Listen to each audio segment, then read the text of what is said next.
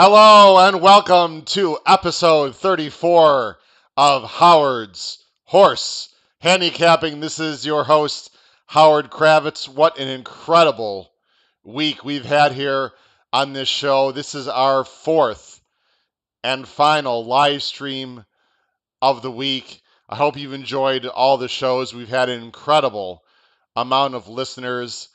This podcast is absolutely exploding. I have almost 200 subscribers in my YouTube channel. I have gained a lot more followers, and I have you to thank for that. It's really greatly appreciated. My Twitter handle is blowing up. Things are just going very well, and I'm so excited to produce our final show for you tonight. Whether you're new to the show or not, please make sure on the right side of the screen there you hit that subscribe button. And then after you hit the subscribe button, make sure you press that notification bell so that you know when new content has been uploaded on my YouTube channel. Also, please down below smash that like button, that thumbs up button, and please also, if you are listening live, on the right side of the screen, again, I love to hear your chat. We've had incredible conversation throughout the entire week, including a huge surprise guest appearance by the one and only Matt Bernier came on to the chat. I had no idea it was coming on. That happened Monday. If you want, you can check out the Monday video. I believe it's episode 31 at about the 51-minute mark, about the 51-minute mark of episode 31 on Monday, if I have those numbers correct. Matt came on the chat when we were talking about Mandaloon. Um, so that was very appreciated. We've got a great show tonight. We already have a ton of people on the show. Steve Pogel came on before the show about 7:55. Steve, how are you doing? So excited. We've got C Money already here. Thomas Sofish. I don't recall seeing your name, Thomas. Thank you very much for joining the show. Oh boy, Tom. It looks like Tom might be a friend of Paul. I don't know. That means shaky character, possibly. Just kidding, Paul. Thomas, thanks for joining the show. Barry O'Brien from Indiana, if I recall correctly. Barry on the show. Barry's already asking me about the Chicago Bears. Is there something going on tonight that I'm not aware of? I know. The NFL draft, the most boring 3 hours of TV tonight. Listen, if you're an NFL fan, just hit the DVD and record the damn thing. All right, or listen to my show, with the sound on, and maybe have the TV on in the background. Watch who your team picks out there, and then just shut it off. NFL draft is so overrated. Maybe it's because I'm a Bears fan and we don't know how to draft. That's very possible. We'll probably trade the entire team for a bad quarterback to move up in the first round. Who knows? But anyway, hope you join the show tonight. Thank you. Jay is on the show. Jay is a friend of C Money. C Money, thanks for bringing Jay onto the show. Uh, Jeff Moore is here tonight from Boca Raton. A lot of people already here tonight. Thank you again for joining me. I'm sure we'll have a lot more joining the show as we go along. I want to jump right in. I don't have too much to say in terms of promos and whatnot. I've been talking a lot this week about what's happening on the show, and I'll mention it again. But of course, I've got my Lucky Sanita hat. I've got my I'm Alive in the Pick 5 t-shirt, the Lucky t-shirt they're going. Got a lot of stuff going on. First thing I want to do before we get right into the card on Saturday for Kentucky Derby Day. The Race Day blog has absolutely exploded. Again, if you are new to the show or you don't know about this is a free opportunity. It is starting tomorrow. All you have to do is email me at hkravitzhorse@gmail.com to be placed on the list. And in that email, please type in your full name and Race Day blog. You must be a subscriber, though, to my YouTube channel. So again, make sure you hit that subscribe button on the right-hand corner of the screen first, and then send me an email. All email addresses are confidential. In fact, I've already sent out, if you are on the Race Day blog, You should have already received an email from me. I believe I sent it out yesterday. Just a little introductory welcome to the blog email. What is on the race day blog? It's going to have updated information on the featured sequence after scratches. So the featured sequence tonight is the late pick 5 ending in the Derby. So I will have information with upgrades and downgrades after scratches Saturday morning. Of course, that'll be sent out for the Saturday card. And then also I'll have some picks on earlier races and spot plays. This is a great free opportunity. The first race day blog will be sent out tomorrow morning. The first post at Churchill tomorrow is at 10:30 Eastern. So I'll be sending out that race day blog tomorrow through your email. I would say about 9:45 Eastern Standard Time. Check your email about 9:45. Again, I can't send it out too early because I have to wait and see what scratches there are, and then I have to update my blog. I've already written the entire blog for tomorrow. It's ready to go. All I have to do is wait for scratches in the morning, and then please check your email. I would say somewhere around not 10:45. Excuse me. Uh, I'm losing track of time now. Yeah, 9:45 Eastern Standard Time. I think the races start at 10:30 tomorrow morning. My head is spinning. It's been a it's been a long week, but it's been an exciting week. Um, the shakeup. I don't know who you are, but the shakeup has joined the show. Thank you, shakeup. Again, there'll be a lot of people on the show. So that is the race day blog I wanted to tell you about. What else is coming up on the show? So I will have a usual a weekend recap. Again, if you're new to the show, or just as a reminder, my YouTube channel is very well organized. Towards the bottom of the YouTube channel on the main page, you will see a series of weekend recaps. The logo looks like that right there in the corner. So I will have a weekend recap that I'll be sending out Sunday night. That's usually when I get it out. Usually I film it on Sunday. That is not a live stream. That is something that I pre-record and send out. And the weekend recap Sunday night will be a recap of 3 races from this weekend. Listen, I could spend 3 hours recapping this weekend, but the weekend recap's just going to focus on the 3 big races of the weekend: the Kentucky Oaks, the $1 million turf race on Saturday, and of course, the Kentucky Derby. I'll have detailed recap, and you're going to want to pay attention to these weekend recaps because we've got the Preakness still coming up, right? In 2 weeks. Then we have the Belmont after that. We have a lot of horses are going to be, of course, uh, coming back in these races. And so you need to pay attention. This is not just about the Derby. I hope if you're new to the show, especially, that this won't be just your just 1 week of watching the HHH podcast. If you have any friends or contacts that have watched my show, they can tell you that I've been giving some excellent information throughout the entire year. It's not just about big race days. And of course, when we have the summer, we'll be hitting Saratoga, Del Mar. I mean, this is just my favorite time of the year, this Triple Crown Trail, and then leading into the early summer races. So I hope you're going to continue to watch the show. Wow, C Money, the best handicapping wagering show on YouTube. C Money.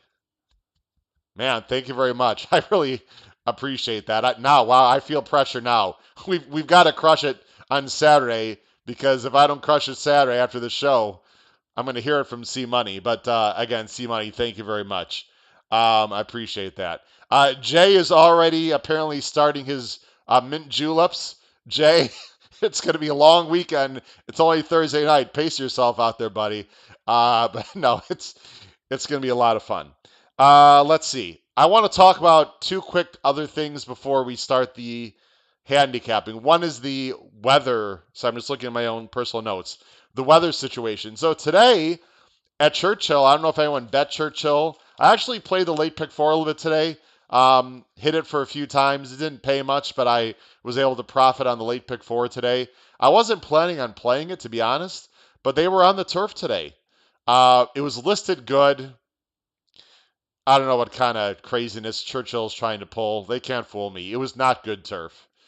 It was like yielding. A very good restricted 1 mile turf race for older horses went in 138 and change. Normally that race would probably go like 135 and change. However, the good news, at least I believe it's good because I like fast and firm turf, is that they didn't get nearly as much rain as they were thinking today. It did rain. Um, but they only got about a half inch of rain. I told you I'm a weather guy too. Weather guy too. I checked the weather. They got about a half inch of rain today. Not too bad really. It stopped raining about 5:30 their local time. And the next 2 days are going to be a little windy, but mainly sunny and low 70s. So I think they have two turf races tomorrow that are not turf races. And I said last night in the show they're probably going to be off the turf for those two. I think they're going to be on. I think all the turf races are going to be on. The turf is definitely going to be soft tomorrow, and then Saturday will be better turf conditions. It'll probably be more like good turf uh, tomorrow, or excuse me, on Saturday, which leads into my next comment, and I'll be hitting the water bottle a few times. No, Jay, this is not vodka. Although after the show, I might have an adult beverage because it's been a long week.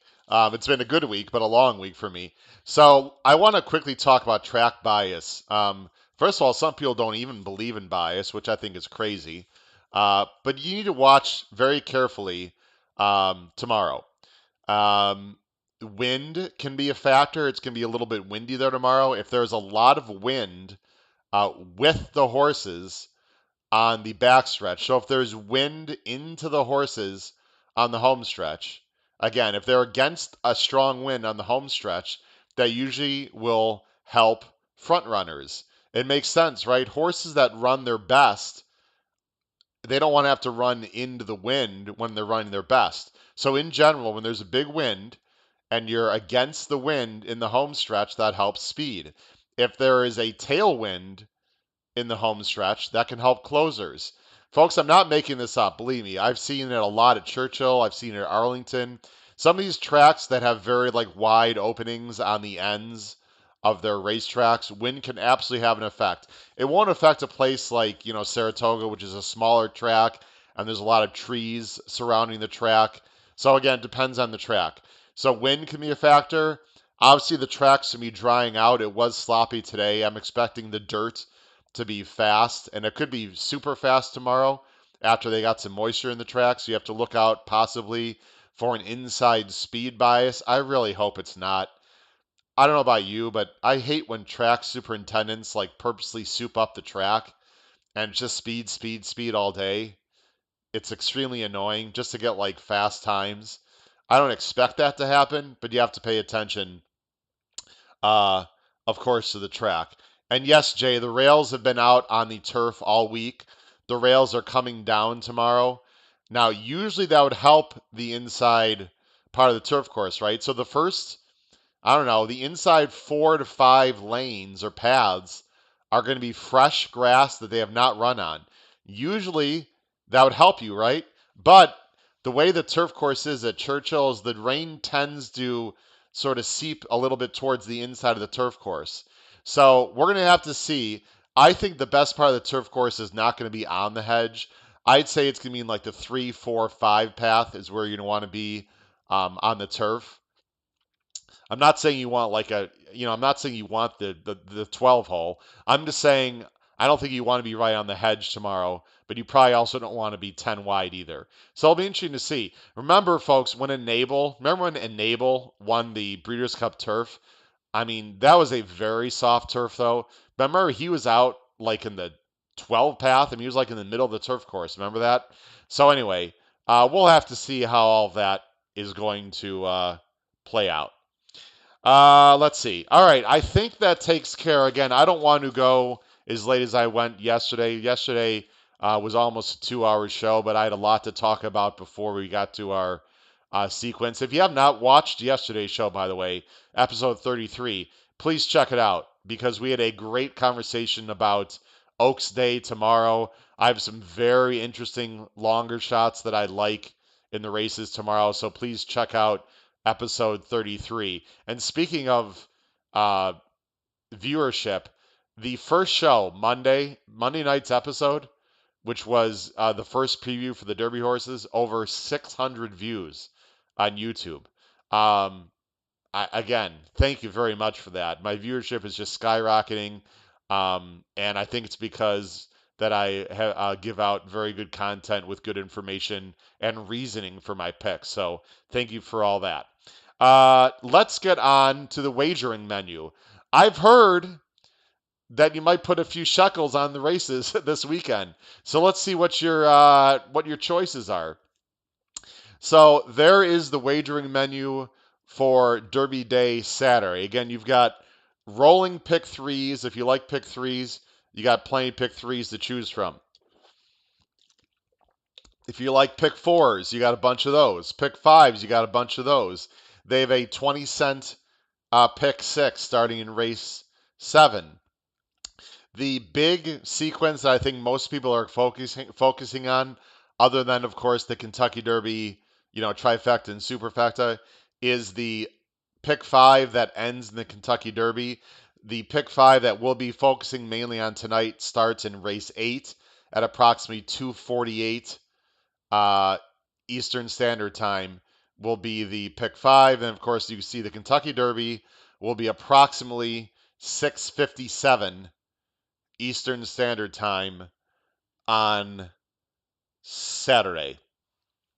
Uh, so that is the wagering menu there for Saturdays. I just go ahead and get a few other screens ready here for the show.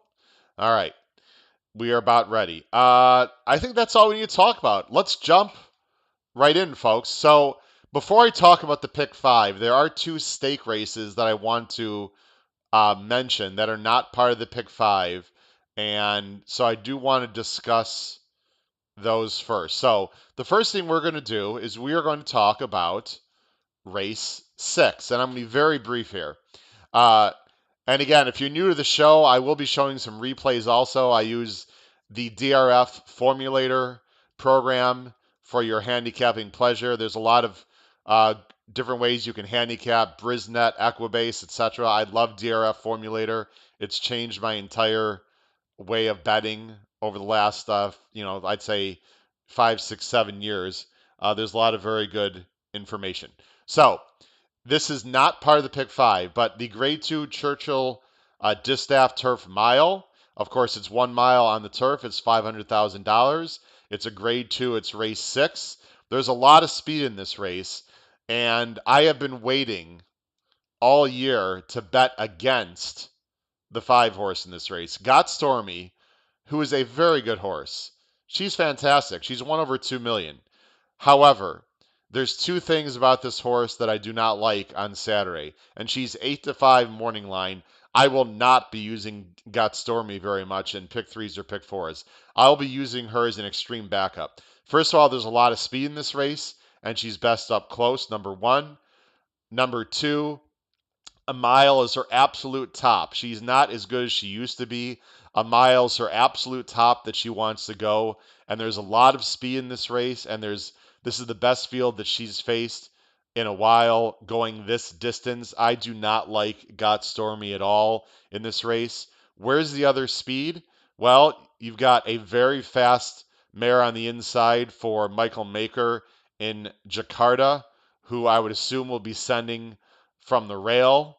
There's also other speed in this race. I know from Blowout, the Chad Brown horse, who I don't understand these odds at all, by the way.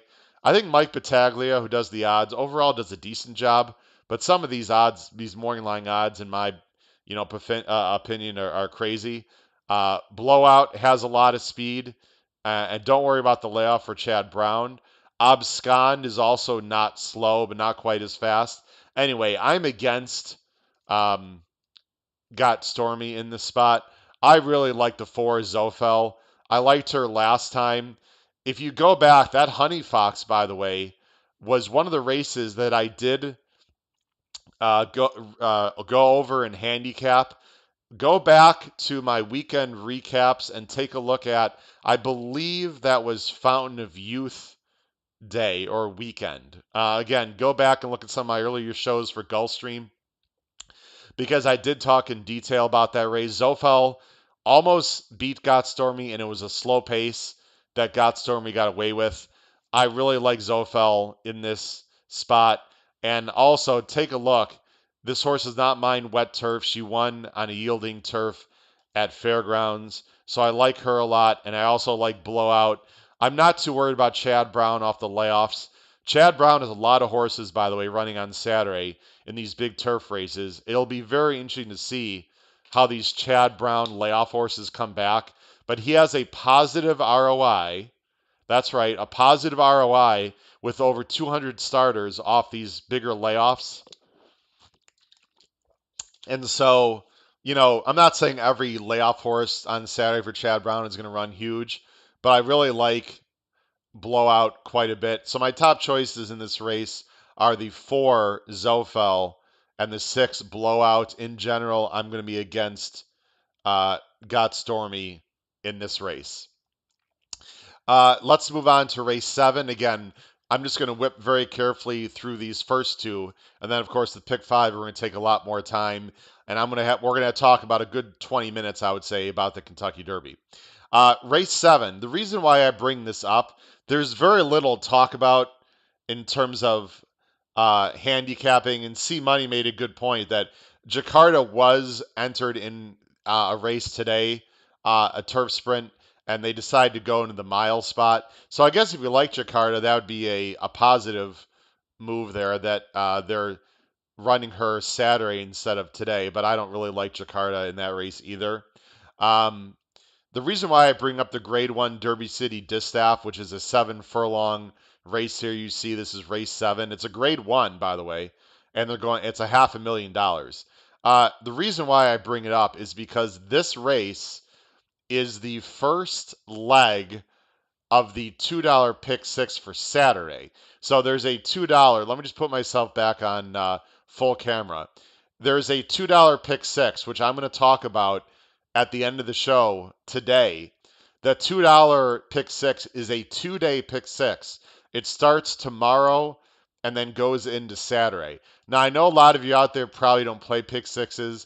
I don't play a lot of pick 6s, and I definitely don't play a lot of $2 pick 6s because those can be pretty pricey, and it's just not a bet that I want to spend hundreds, and or thousands of dollars on, to be honest with you. So I don't play $2 pick 6s almost ever, but I am playing it this weekend for 2 reasons. Number one, I think there are some singles to play, and I don't think the ticket has to be too huge, at least not for my budget. And also, the pool sizes are just so huge. I can't miss opportunities to play the $2 2-day pick 6. Again, I'll get into detail about it at the end of the show, but there are 2 races tomorrow that start the pick 6, and there are 4 races on Saturday as part of that $2 pick 6. And this race right here is the third leg of the 2-day $2 pick 6. And the reason why I bring it up is because there is a monster. That's right, Gamine, 1-5. 1-5 for Bob Baffert. Chris, completely agree with you, Chris Mack. I mean, and that's the other reason why I like this $2 pick 6. It's basically a pick 5. Gamine is going to be singled on 95% of the tickets. I'm not going to get cued here. I don't even need to talk too much about this race. If there was a lot of speed in this race, I would try to beat her. But if you just scroll down the PPs, and I'll go a little bit slower here, there's just not a lot of speed. I mean, Sconson and Bell's the One are nice horses. I would say the only horse I'd be interested in at all that I might play as a C horse, as a complete backup saver, would be Bell's the One in case something strange happens, because Bell's the One is 4 for 4 in the money at Churchill, and she's a very nice closer. But there's just no speed to press Gamine. I mean, you look down, and please don't tell me Hibiscus Punch is going to press Gamine. It ain't happening. I mean, there's just no, everyone's afraid in this race of Gamine. They should be. I guess the good question is, what is Gamine? What's the time for Gamine? Is she going to run sub? I'm going to say, I'm going to say 1:21 and 1. We should have a pool on that. What is Gamine gonna run for 7 furlongs on Saturday? I say put it in the chat. I say 1:21 and 1, and the only reason why I'm gonna say it's not gonna be faster is because she's probably not gonna be pressed early. So I say she goes comfortably 22 and 4, 45 and 2, and I'll say 1:21 and 1. Put the comment in the chat. What do you think? Anyway, she's a free square. There's not much to talk about. I love watching Gamine run. She's just outstanding. And so that's a free square tomorrow in the pick six. Let's see. Jonathan Owens on the show tonight. Appreciate that. Jonathan said that Trish is forcing Trish Smith from Lexington, one of my very dedicated viewers, is forcing everyone in her group to watch us. Jonathan, welcome to HHH podcast. I suppose Jonathan is part of the Trish Smith group. Can I get into this group? Trish and Jonathan? Can I join the group? I want in on your ticket. We can work it out. I can just send you PayPal, whatever. I want in on the Trish Smith group ticket. What are you guys playing? Put in the chat. Jonathan or Trish. What are you guys playing? Is it just going to be a Kentucky Derby bet, like a try or a super, or are you guys playing a pick five? Let me know what you guys are playing. Paul is interested in the 20-cent pick six on Saturday. Yeah, so they do have a pick six on Saturday, and it starts in this race. If you guys see there, this Derby City pick six, but that's a 20-cent pick six mandatory payout. I might jump into that pool a little bit also. We'll see. It's obviously a lot cheaper to play in that pool. So I don't know. We'll see how things go there. Chris Mack agrees. He thinks they'll go sub 122. Can Gamine even run more than 122? I don't know if she's even capable of doing it. Again, it's a horse race. I mean, I guess something can happen. I don't know what though. I mean, she'd have to like stumble badly. The only thing I could see happening is she stumbles badly or like God forbid, she like breaks down or something horrific, which I don't want that to happen. So Gamine will put on the show. All right, let's jump into the races. Let's jump into the races with the pick five. That's why we're here tonight, including the Kentucky Derby. This pick five, when I go onto Equibase just to see the entries, this pick five came out. The entries came out for Saturday about Tuesday, about 5 Eastern. They always have nice big fields on Derby Day, of course. When I started seeing these horses and I started handicapping this pick five, wow, this pick five is tough. Okay, but you know what? I love that. Because I'm going to have strong opinions. Hopefully they're going to be right. We'll see. This pick five has to pay. I'm telling you right now, even if you're a small player, even if you're the kind of, horizontal player, you like to play pick fours, pick fives once in a while, but you don't want to spend more than like $50, I'm telling you, find a way to get some friends. Everyone put in like, 40, $50, $30, whatever. Put together a $100 plus ticket. This pick five is outstanding and it's going to pay because there are a lot of great races in this sequence. And really, I think there are some favorites, at least morning line favorites, that I know I don't like. And if you can beat some of the morning line favorites on a day like this, you are going to cash big. So let's jump right in without further ado. Race 8 is the start of the pick five. It starts at 2:48 Eastern. It's going to start with the grade 2, Pate Mile. This is for restricted for 3-year-olds who don't quite want to go that mile and a quarter or did not receive the Derby points to get in. They're going 1 mile. It's for $500,000. And I'm going to quickly, every racer, I'm going to quickly scroll through the field. I'm going to go through it a lot quicker than I did last night. believe me, we'll have plenty of time to talk about all these races. You got 3-2 zone, a big price, 30-1. Ultimate Badger. I guess if you're from Wisconsin, maybe you like that horse. Jackie's Warrior. We all know that horse. And a Jackie's Warrior is actually one of the reasons I even have this podcast, and I'll talk about the little history with me and Jackie's Warrior. Defunded, a horse that I liked last time in the San Diego Derby, Bob Baffert. Prevalence, a buzz horse at Gulfstream this winter.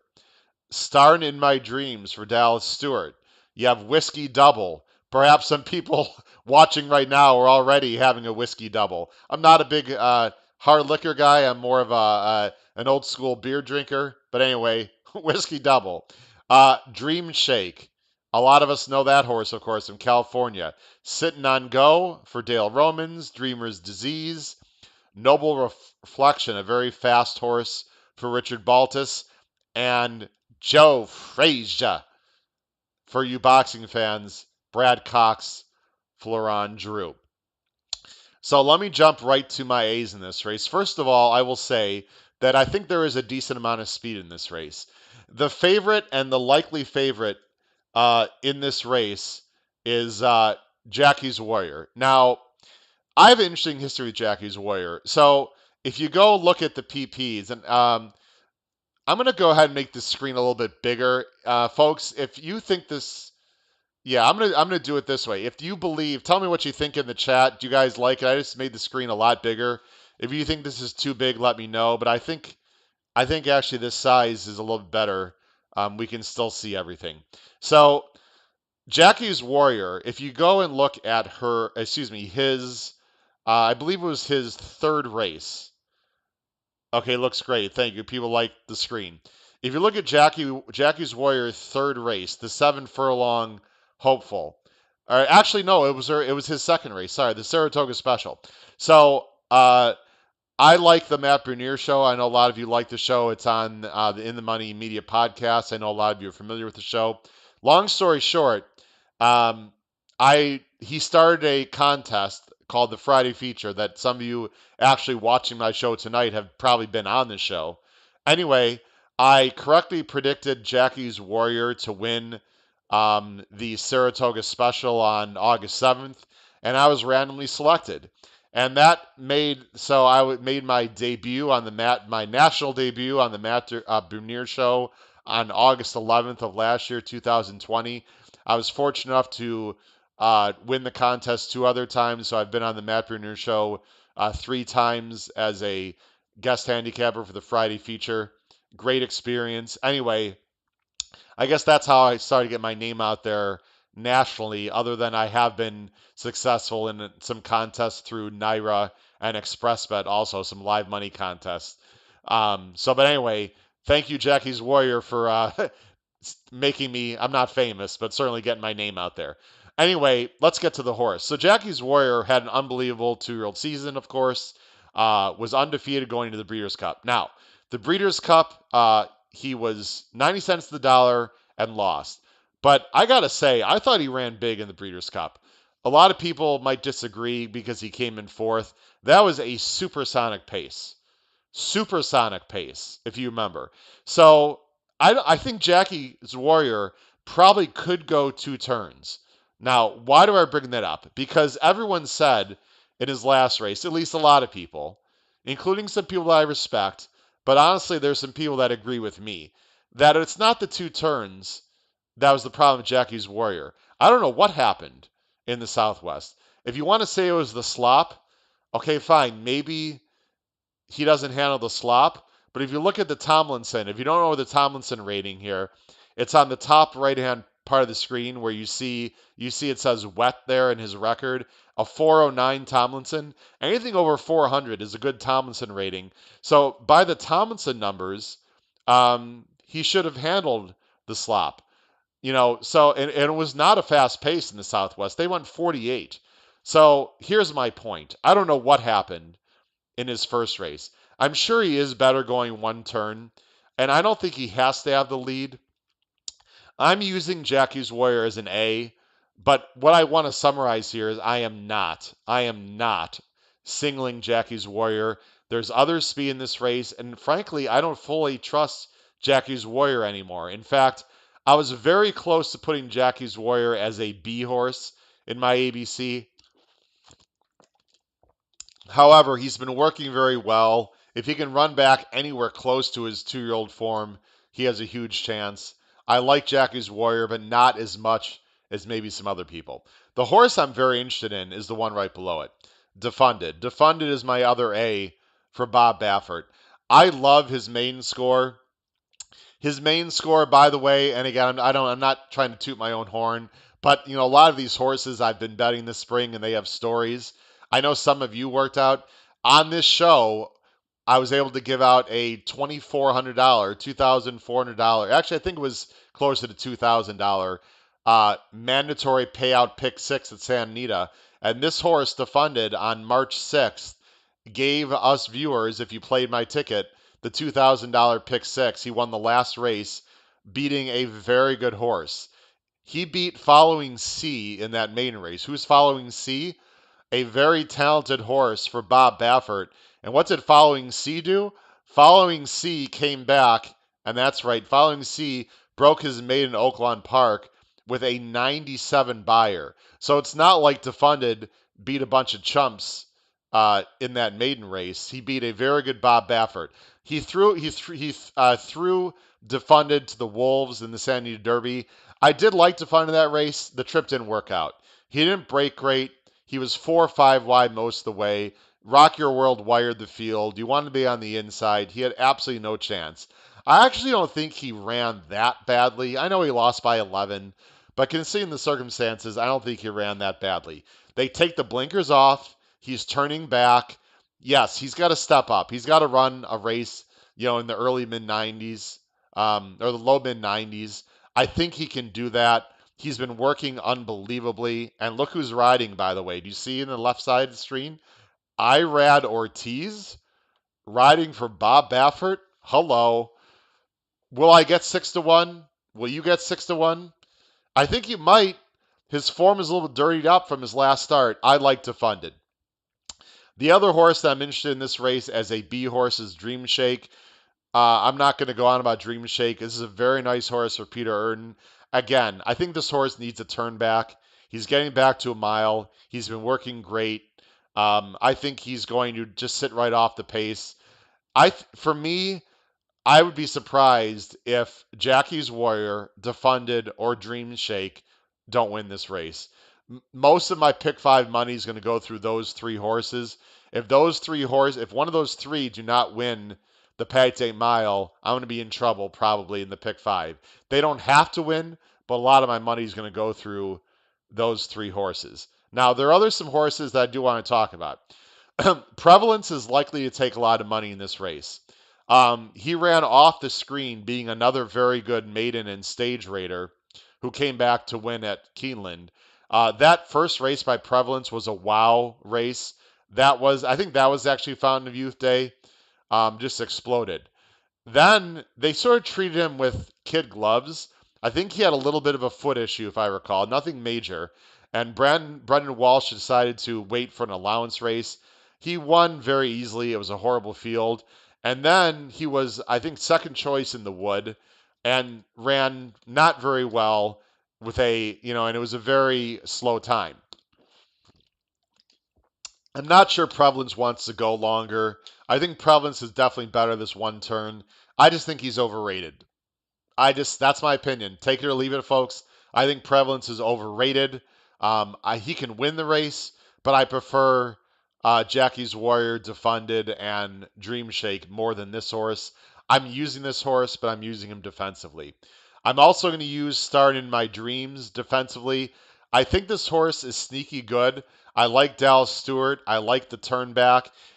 He has a very nice breeze there 2 weeks ago.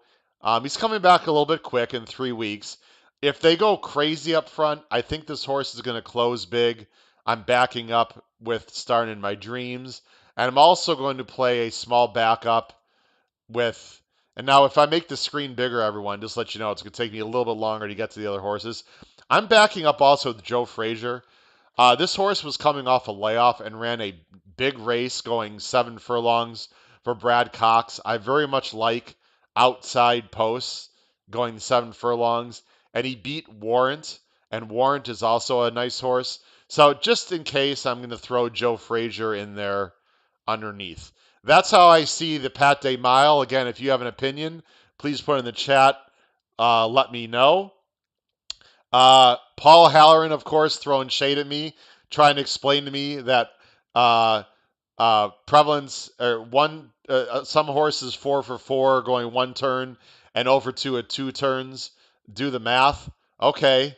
I'm not sure which horse we're talking about, Paul, but yeah, I mean, obviously, whatever horse you're referring to wants to go 1 turn. All right, so that's my opinion of the Pat Day Mile. Let's go to race 9. Race 9 on the card is another grade 2. It's the second leg of the pick 5. It is the grade 2 American Turf Stakes. This is for restricted 3-year-olds. They're going to mile 16th on the turf. Again, we'll have to see how the turf plays on Saturday. It's definitely not going to be firm.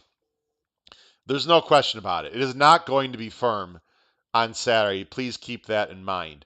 From the rail out, so I need to adjust my screen here for a second. All right. From the rail out, we've got a very interesting horse on the inside. Excellent timing. This is a new acquisition for Chad Brown. And this is also a New York bred, which means Paul Halloran is probably singling this horse in his pick 6, since this horse is a New York bred. We've got yeah, I know Tom lives in Boston, but I know he's a New Yorker at heart, I believe. Anyway, win from within. Todd Pletcher, 8-1. Chess's Dream, a horse that I cashed nicely 3 starts back for Michael Maker. Annex, a horse I've talked about on this show, undefeated 3 for 3. De Jour for Bob Baffert. By the way, if you like soup and sandwich in the Derby, maybe you like soup de jour in this race. A little food reference there. We'll see. Royal Prince for Brad Cox, 12-1. Dynamite. I had to say that. Come on. You got to love Jimmy, right? Good times. Everyone knows Listen, I know I'm old. There's a lot of old people like me out there watching the show. Trish Smith is like, if you're in the Trish Smith group, and I'm assuming you're a millennial, you're probably like, what is Good Times? Someone please explain on the chat the show Good Times. Great show. Took place, by the way, in the Chicago projects. Anyway, listen, I digress. It's been a long week. You're going to have entertainment. Listen, this show is not just about handicapping. We have fun on this show. Anyway, 8 is Barrister Tom, 30-1. Holy Vow, John Ortiz. And who's next? Next, Wesley Ward. Hidden Enemy for Steve Asmussen. Lucky Law and Scarlet Sky for Shug McGahee. My top choice in this race as A's. Annex, probably be the favorite in this race. And Jim is on the show. Jim, you get the Jimmy Walker reference, of course. Love Jimmy Walker. Annex. Sorry. I'm just looking at the chat. Tom is on the show. Oh, the 49ers got Trey Lance. Okay. Listen, I don't want to talk about too much NFL because then people are going to leave my show. So I don't know what's going on in the draft. I'm taping it. I'll watch it later. If you want to put stuff about the draft on the show on my chat, go ahead. No problem. I haven't been following these college athletes too much, to be perfectly honest. I do love, at the NFL. I'm a huge sports fan. I just have been focusing on horse racing recently. But congratulations, Tom, and the 49ers for drafting Trey Lance, quarterback, South Dakota State. Am I correct there, Tom? I believe, right? Yeah. North Dakota State. Sorry, my bad. All right. Anyway, Annex is undefeated. He did not run great last time, though. I mean, he barely won. I singled him that day in a pick 5. I was also playing in a contest that day. I mean, he won, but he only ran a 78. I don't really know what happened. I don't think this horse lays over this field at all, but obviously he's a big win candidate. Not much to say there. The other horse I'm using as an A is Scarlet Sky. Um, am I worried about the post? Yes, a little bit. But again, outside might not be a bad place to be, number one. And number two, this horse almost beat Annex 2 starts back. So I think this horse can run with Annex for sure. I know I'm not being very creative so far. Those are two of the horses that are going to be bet. Those are my two A's in this race. But I do have a lot of B's that I want to talk about.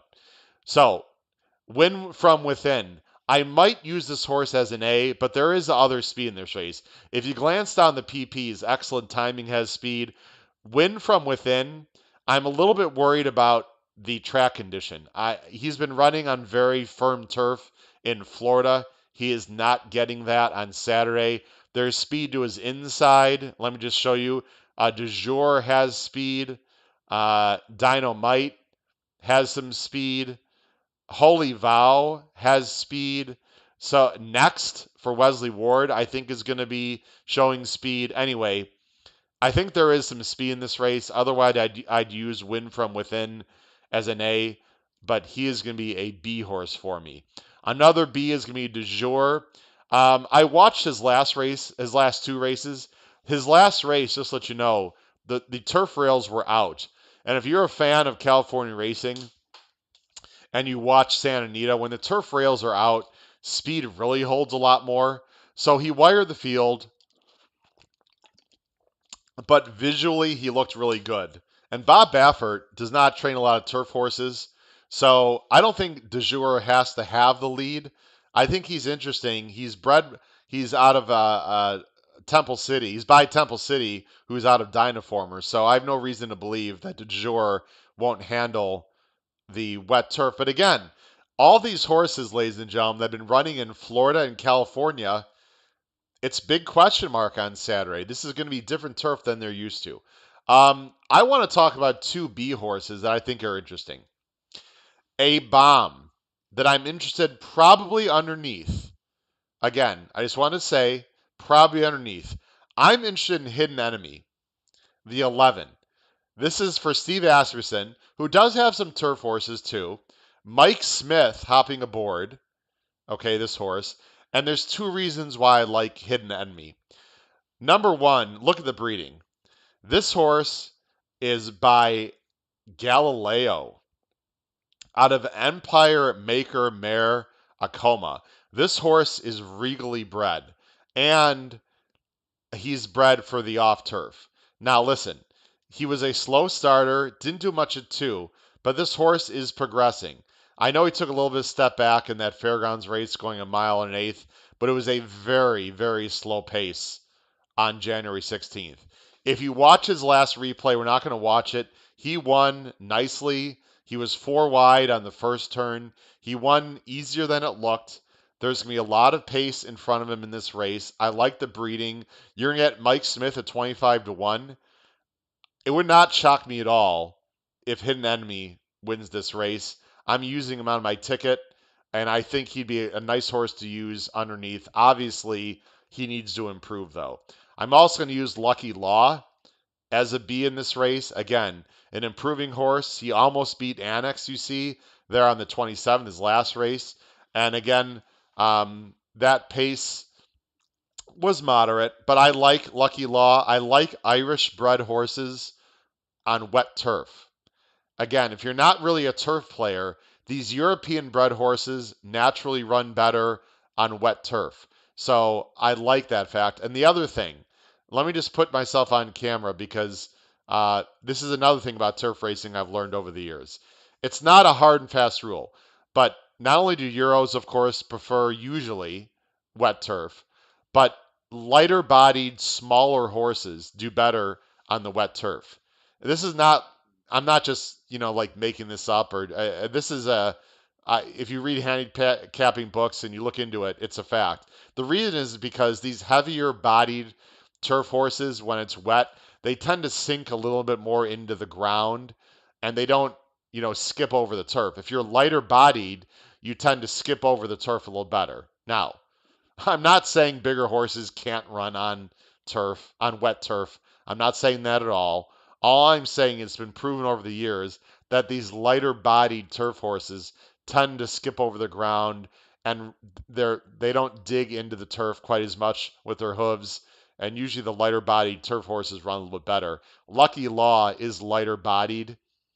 We'll see how he runs on Saturday. Um, So I'm sure there are plenty of you out there watching right now that would run better on the turf because you're lighter bodied and you're fit and you're ready to rock and roll, right? Just like me. Okay, anyway, we'll just leave that. We'll leave that one alone. Um, just looking at some people on the chat. Jeff has got a great stat. Baffert, 1 for 25, grade stakes on the turf, last 5 years. Listen, it's not his specialty, Jeff, obviously. And I'm not saying I love the 5. I just think the 5 is a pretty nice horse you can throw in. If you want to toss him, I completely understand. Baffert's obviously not, a turf trainer, but he can win. P Funk is here. P Funk. P Funk is back, and he still likes Faya. P Funk, we're done. We know you like Faya. We get it. He's running. He's running tomorrow. I know, off the layoff. Faya, we get it. All right. Trish Smith. So glad you were talking about Hidden Enemy and Lucky Law. Ooh, Trish Smith loves them both. Beautiful. We're not done, Jim. Let's talk about some other horses. Jim wants to talk about Palazzi. My seahorses in this race. My seahorses are the one. Excellent timing. Look, I don't know what to make of this horse because this is a fast horse early. I mean, I don't know about how fast though. That last race, the half was 49. Okay, but he's shown speed. Look at the breeding of this horse. Okay, here's the breeding. Explicable. Okay, she ran on the turf, but is mainly turf sprinting and really not much, right? And the siblings, nothing. The siblings of the dam, she's only had one. And not this time. The sire is really not a turf horse either, although, not this time is by Giants Causeway. I don't know what to make of this horse. Listen, if you're one of those in Chad Brown, I trust people, and you have to use a Chad Brown heavily go ahead, I don't see it here. I just don't see it. Rispoli is on. I mean, if Irad was on, or like Castellano or one of his go-to guys, I'd be a lot more interested. But I mean, obviously Rispoli is fantastic. He just doesn't ride for Chad. I don't know. I'm using this horse as a C horse. I just don't see it at all. He looks slow to me. There's other speed, and the breeding doesn't scream turf. But then again, why would Chad Brown put this horse in this spot? I don't know. Very strange horse to me. Another C horse, Barrister Tom. Trish, are you listening? Barrister Tom, and again, I don't want to show the replay. We've got other races to get into. I don't want to be here for hours. Everyone, go back and watch Barrister Tom's last race. He raced against Scarlet Sky and Palazzi. Palazzi's also in this race, and Fire at Will, by the way. Nice horse. It doesn't really say it in the running line. Barrister Tom was on the inside most of the way, and Barrister Tom had trouble in the stretch. I'm just telling you. It was subtle, but he did have trouble and looked like he had run. And Barrister Tom would be a very interesting horse to use underneath in your tries in this race. Could Barrister Tom win this race? It would not shock me. If Barrister Tom runs huge or Hidden Enemy, if they run huge Saturday, remember this show, I would not be surprised if either of them run big. The other seahorse I would use is Next. I know, Next looks goofy, but Wesley Ward is so good off these layoffs. He's been working well. He's got Johnny Velasquez on him. He's run one turf race next, and it was at Kentucky Downs, and he won, and he got a 72 buyer. And then he got an 82 buyer. So, listen, he's got numbers that fit. This is a very interesting race. There are some horses under at big morning line prices that can absolutely run. Depending on how I do tomorrow, ladies and gentlemen, with my bankroll, I might be changing some of these C horses to the Bs. This is a big spread race. I do not trust Annex or Scarlet Sky to win this race at all. Jim mentioned Pelosi. Jim, I don't like Pelosi in this race. He would be a C for me if anything at all. I just think there's better horses in this race. I think there's better closers, but Pelosi has not been far off. So I'm not saying Pelosi can't win. I just prefer others. Pelosi is another horse that can win this race. This race is completely wide open to me. JS wants to hit the all button. JS, we haven't even gone into deep into the pick five yet. You want to hit the all button here. Wait till you see some other races coming up. That's just leg two of this pick five. Let's keep moving on. Leg three of the pick five sequence is race 10. This is a fantastic edition of the grade one Churchill Downs Stakes. Sorry, sometimes when I move in and out, I got to change the zooming. Sorry about that. The Churchill Downs Stakes. This is a grade one. Another $500,000 on the line. 7 furlongs for older males. Now, the one big storyline actually in this race is a horse that's not even in here. Charlatan was supposed to go in this race. They were pointing Charlatan um, after the after the Saudi Cup. They were pointing Charlatan for this race. Uh, Bob Baffert doesn't think Charlatan's ready. So Charlton's going in the Met Mile. Charlton's going the Met Mile, which I believe is run on Belmont Day. So they're going to wait a little bit longer with Charlton. Why do I bring it up? Because if Charlton was in this race, I don't care who else would be in the race. Charlton for me would be 3-5. And Charlton also would have scared off a lot of people. But Charlton's not here. So what do you get? A big, contentious, fantastic field of horses. Now, when I say fantastic, I don't think there are any, killers in this race. There aren't any superstars here, but it's a very contentious field. Fat Man gets the rail. You got Mind Control, Basin, Flagstaff, a horse that, of course, I'm sure a lot of people know, 3-1 morning line. Tap It to Win, 8-1 for Mark Casse. Attachment Rate, a horse that I talked about on my show last time he ran. I liked him last time, Dale Romans. Sha Sha Shake Me Up. Love saying that name. Peter Miller. Get the Prize. 20-1. Miguel Mena. Ron Moquette. There he is. Whitmore. $4.38 million. A fantastic horse. A great story. He's here. You got Bango for Greg Foley. And then you have Hog Creek Hustle for Vicky Foley. Now, ladies and gentlemen, I'm going to go on camera. You're going to see my Pick 5 ticket. Again, whether you're new or not to the show, of course, I'm going to show my Pick 5 Caveman ticket and my Pick 5 ABC ticket here at the end of the show. Those of you that know me, and I think why I'm starting to get a following, is because I take stands. I take big stands. For right or wrong, I'm an aggressive handicapper. You have to take stands. You can't just hit all button after all button. You can't go 7 or 8 deep in every race. I am taking a big stand in this race on this show. When I make my bets personally on Saturday, again, it depends on scratches and it depends on how I do Friday a little bit. I mean, I have a bankroll that I've designed already. And by the way, you should too.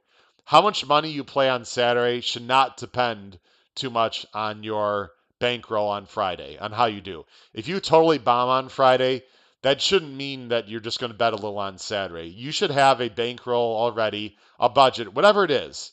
And again, I'm not here to judge. Maybe you're going to bet $50 each day. Maybe you're going to put $100 in this weekend. Whatever you're going to do. Maybe you're going to put $1,000 in, maybe more. Who knows? But whatever you're going to do, you should have a plan this weekend. I'm going to, spend about this much on Friday. I'm going to spend about this much on Saturday. So my plan for Saturday is not going to change too much. So I will say, for the purpose of this show, obviously I'm not going to play $1,000 ticket. So I feel very strongly about this horse I'm about to present to you. If this horse wins on Saturday and you hear some yelling and screaming, it's probably coming from my house in the suburbs of the Chicago area, because that means I'll have a win bet, and I'm also going to be using this horse as an A and heavily in a lot of horizontal bets. And that horse is Tap It to Win. This horse is one of my plays of the day on Saturday. I don't think I'm getting 8-1. And the reason why I don't think I'm getting 8-1 is this is a bit of a buzz horse, which I didn't even realize until I went online today. Listen, I have a full-time job. I've said also on this show, and I recommend the same for you. Do not watch 10 different podcasts. Don't read 20 different people's opinions. Okay? Obviously, if you're here watching the show now or you're watching the replay, you value my opinion. Thank you very much. I greatly appreciate that. I really do. Do yourself a favor. Don't listen to 6 or 7 other people. Again, paralysis by analysis is a real thing. Have your own opinions, listen to other people, and then go with your gut. I like Tap It to Win a lot. I'm going to be brief but thorough. Tap It to Win, who actually I saw run when he ran at Keeneland, and by the way, he ran horribly. I don't know why. I think I'm not sure what happened to him on October 5th. But anyway, I saw him personally in Keeneland. This is a beautiful horse. He's got nice size. He was very inconsistent, obviously, as a 2-year-old. In his 3-year-old year, last year, he had some big wins. This is a Florida bred, by the way. He started off his year great on May 9th. Then he sort of came onto the national scene big time when he won an allowance race with a 97 buyer. Look who he beat, by the way. Look who he beat last year. Okay, Tap It to Win. Who did he beat? Hello, Mystic Guide. What has Mystic Guide done since? Just won the Dubai World Cup, the Razorback, almost won the Jockey Club. Mystic Guide is the best older horse in the country right now. And he also beat Country Grammar. Who's Country Grammar? Country Grammar is a nice 4-year-old for Bob, newly trained for Bob Baffert, who almost won the Californian with a 108 buyer last time. So listen, he beat very good horses on that day. I know it was last year. My point is that Tap to Win has beaten good horses. Now, they put him in the Pate Mile on this track. I like that. He ran third to Rushy and Sonneman. No shame there. He has experience over this track at this distance. I like that. Now, in his entire career, Tap to Win has mainly been a speed horse. Okay? He was best on the lead. One of my favorite angles I have in horse racing, and I highly recommend you handicappers out there notice this the next time you watch a race. One of my favorite angles in handicapping is a horse who does something different for the first time and does it well. Tap It to Win has mainly been a speed horse, okay? And he's been rank, he's been pulling, he's been immature in the past. His last race was the first time I've ever seen him kindly rate behind horses. Keep that in mind the next time you handicap races of any kind, whether it be maiden 10 claimers or a grade 1. Horses that do something different for the first time style wise, and they show a new dimension. That is a huge angle for me and other handicappers out there. So anyway, Tap It to Win. I'll show you what I'm talking about. Now, that last race he ran, I have to talk about this horse. He's one of my main plays of the entire day. Now, he was running against Florida breds, so we'll watch a replay. This obviously was not the strongest field. He is the 5 horse in this race. Sorry about that. I just drew a blank. Yeah, just want to double check. He's the 5 horse in this race. He doesn't break great, and he gets bumped. Watch the 5 here. Doesn't break great. You see the head on. Watch right here in a second. Someone's going to come over right there. You see he got bumped by the 1. So the 1 bumps him. He didn't get a great break. He's now in behind horses taking dirt. He's getting a very good trip. And again, these are Florida breds. This is not nearly the field he's going to face on Saturday. But I love the fact that he's rating behind horses kindly. He's not rank. He's very professional. And then you'll see here on the turn, I'm just going to go ahead and fast forward. The inside rail opens up. And I'll just go ahead and show the rest of this race. It's worth watching. So he gets a fantastic trip. Look at 44-4 at Tampa is moving. They're moving 44-4. He gets a great trip. I mean, no question about it. But look how easily he wins. He blows by, and watch the end here. He's in hand, not going to the stick, in hand, in hand. He's pulling up here. He taps him on the taps him on the shoulder, saying thank you, tapping him on the shoulder. 109 and 2. Now, if you're familiar with Tampa, that is fast. Again, he's facing the best Florida breds. These are not the, he's going to have to face much better. Here's my point. Tap it to win. He can go to the lead in this race if he wants. There is not a lot of speed in this race. It's going to be very interesting to see what Velasquez does. If he breaks cleanly, he might just send him. He might just go. I think that 94 buyer could have easily been a 96, 97 buyer. This is his second start off the layoff as a 4-year-old. I think I've talked about Tap It to Win enough. I love Tap to Win. I'm hoping to get 5-1 on Saturday. He is my lone A. That's right, folks. 8-1 morning line, lone A on the HHH podcast in my pick 5. Let's talk about some other horses.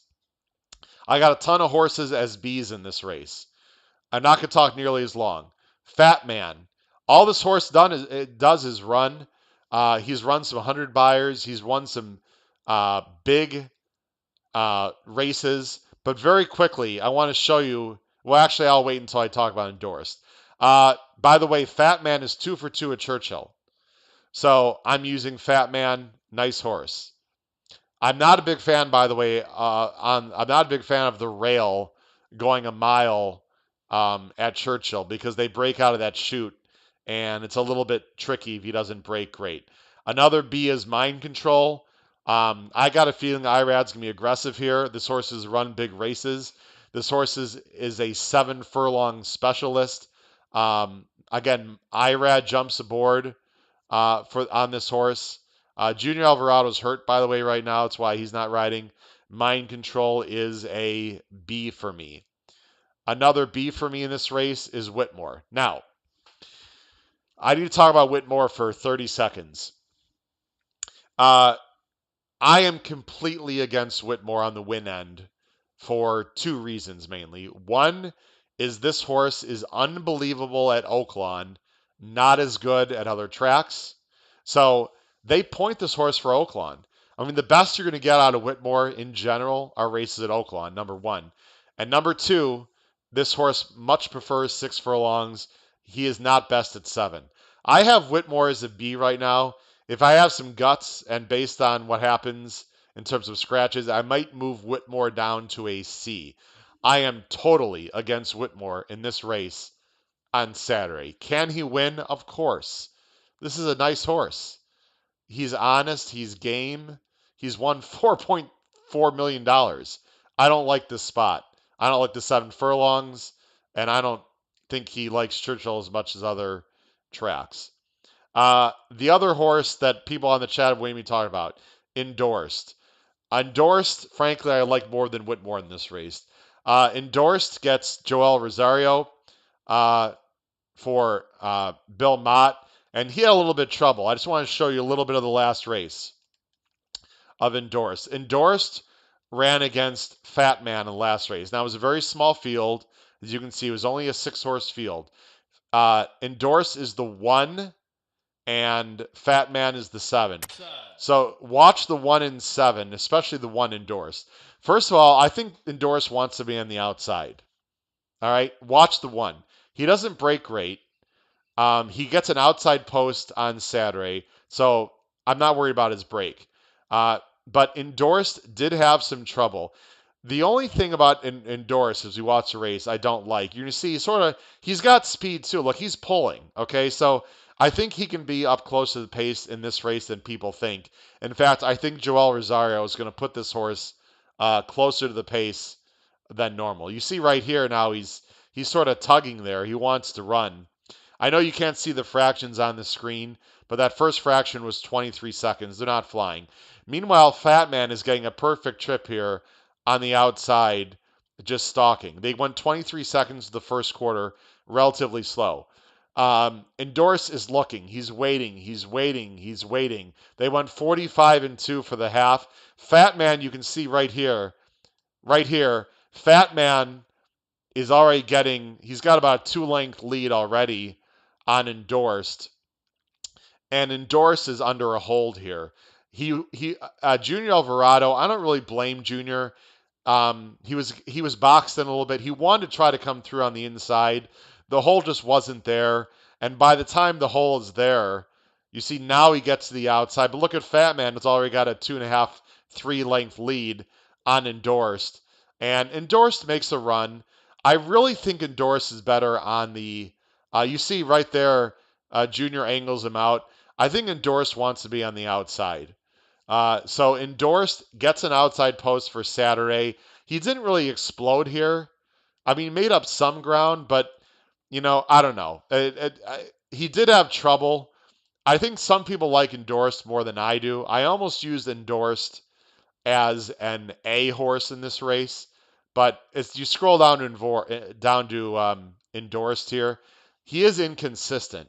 I don't think he's a world beater. He's run some big races. I know a lot of smart people like Endorsed. I like Endorsed. I don't love Endorsed. Just looking at some people on the chat. See Money thinks Tapit to win is lone speed. He might see money. That'd be fine with me. Absolutely fine. Actually, I'll tell you what, he's not lone speed. I'll tell you why he's not lone speed in a minute, see money. Um, let's see. Jeff Moore said endorsed check 3 times. Um, they weren't the most severe checks. I mean, I've seen a lot worse, Jeff. But yeah, I mean, he had to wait, and he was under a big grip for sure. Um, Trish likes get the prize a little bit as a big price, with more tap to win. So the other speed in this race is Bango. I'm not using. Actually, I have Bango as a C. I apologize. The only reason I have Bango in this race, look at Bango's record, by the way. Bango is a fast horse early. Okay, last November he got a 97 buyer on this track. And it's Martin Bedroza. Um, or is that? I'm sorry, that's probably Marcelino Pedroza. Excuse me. That's probably Marcelino Pedroza, who's also riding um, Obesos. Anyway, Bengo is fast. If Bengo breaks, he's going, and he likes this track. It's doubtful that he can win. I would not be shocked if Bango got the lead in this race and took them farther than people think. Bango is a C. I'm using Sha Sha Shake Me Up as a C. Since Peter Miller took over, listen, Sha Sha Shake Me Up has lost to Silver State and Wildman Jack. Sha Sha Shake Me Up is not impossible in this race. He's good. I'm using the 4 Flagstaff only as a C. Guys, I'm against Flagstaff and Whitmore. These are two, old veterans that can run. I don't think they want to go 7 necessarily. I just don't think they're as good as they used to be. So I'm using Flagstaff as a C horse here. If Flagstaff or Whitmore wins this race, I'm going to be in trouble in the pick 5 on my own ticket. I've also got, let's see here, and I have the 11. I have Hog Creek Hustle also as a C. This horse likes a long stretch. The problem with Hog Creek's Hustle is he's a closer in a race that doesn't set up for him. That's a problem. Trish just happened to mention Get the Prize. Get the Prize is improving, and I like Al Stall. I think this is a really big ask, Trish, for this horse. He looks slow, but listen, he's improving, and this race might set up for a long shot. I don't know. This Churchill Downs race is very difficult, leg 3. My general opinion is you either have to take a stand in this race or you have to big time spread, and I'm sort of doing both. I'm using a lot of horses in my ABC pick 5, and I'm using a lot of horses in one of my caveman tickets, but I'm also in some pick 6s and whatever. I am singling Tapit to win, hoping to get 5 or 6 to 1 as my lone A in the Churchill Downs. We will see what happens. All right, let's go to, our timing here is great. Let's go to what I think is one of the best races of the entire weekend. The Grade 1 $1 million Turf Classic. They're going a mile and eighth of course, on the turf. And what a great field we have here. From the rail out, Master of Foxhounds, Count Again, Colonel Liam, who has been a complete monster so far this year, Ivar, who I touted a little bit last year when I did not have my show. I liked Ivar last year. He had a big year. Domestic spending for Chad Brown off a layoff. Digital Age, Chad Brown off the layoff. Smooth Like Straight coming in from California. Nice horse for Michael McCarthy. Cross Border, a horse I've talked about on this show his last two runs, especially last time, for Michael Maker. And then Ride a Comet for Mark Cassie. This is a 9-horse field, but what a field. I have some pretty strong opinions in this race, and let me talk. Uh, Colonel Liam is not, I repeat, not a single for me, but he is an A. Colonel Liam has been absolutely outstanding so far this year. Since they switched him to turf, he is 4 for 5. We're not going to watch a lot of replays here in this for this race. He has done absolutely nothing wrong. But I do want to mention two things about uh, Colonel Liam. So I'm just reading what Chris Mack mentioned. Um, Colonel Liam is won his last two grade stake races. Sorry, I'm just reading the chat. But there's two things I have concerns about Colonel Liam. I am using Colonel Liam as an A, by the way. I like Colonel Liam. But I have two concerns about Colonel Liam. Number one, we don't know how he's going to handle this turf condition. And number two, look at who he's beaten. Okay, this is the chart for the big race at on Pegasus World Cup Day at Gulfstream. I got to be honest, he's not beating a lot here. With all due respect, Largent's a nice horse, but I think he's got distance limitations. Cross borders okay. Social Paranoia, decent horse, but then it's like Next Shares, Storm the Court, Aquaphobia. These are not grade 1 horses. Okay? So, I don't think this was a great field, especially for a grade 1. Then you look at his last race for Count Again, the Fairgrounds race. Now, this race was pretty much just a prep. This race that he ran, and he won easily. And you can see, who's he beating? Two Emmys. Logical Myth, who actually ran today and did not win in that restricted stake race. Pixel, I mean, this is a weak race. Okay? However, this was a means to an end. Uh, they just want to get a race into Colonel Liam. Todd Pletcher was just trying to find a race between that Pegasus World Cup Invitational and this race. He can obviously win, but this is his toughest test he has ever had. I would not, you know, be too keen on Colonel Liam from a single standpoint. The other horse I'm using, and I feel very good about this horse, is the 2. Count Again. Uh, Count Again is a lightly raced 6-year-old. I think this is the best closer in the race. This horse can close like you would not believe. When he went to Woodbine, he really flourished. Now, those races were in a mile and a quarter and a mile and a half, and the horses he was facing there are not as good as these horses. No problem. His race in the Seabiscuit there at Del Mar was absolutely fantastic. It is not easy to close at Del Mar. That was slow fraction, by the way, relatively. He closed in the clouds and absolutely blew by the field. Now, the San Gabriel race 2 back, he was not training well. They were questioning whether to even go in that race. They decided to go anyway. And if you want to say, well, it was the Lasix, if you notice, had no Lasix there 2 back. Yeah, but look what happened the next time. His last race in the Frankie Kilroe Mile, he ran huge, and he didn't have Lasix. So Lasix is not the issue. He was not training great going into that January 2nd race. They gave him a break, and I just want to show you his close in this race because, and by the way, Smooth Like Straight is the 1 in this race. Count Again is the 8. They're both running. We're not going to watch the whole race here. I'm just going to show you. Smooth Like Straight.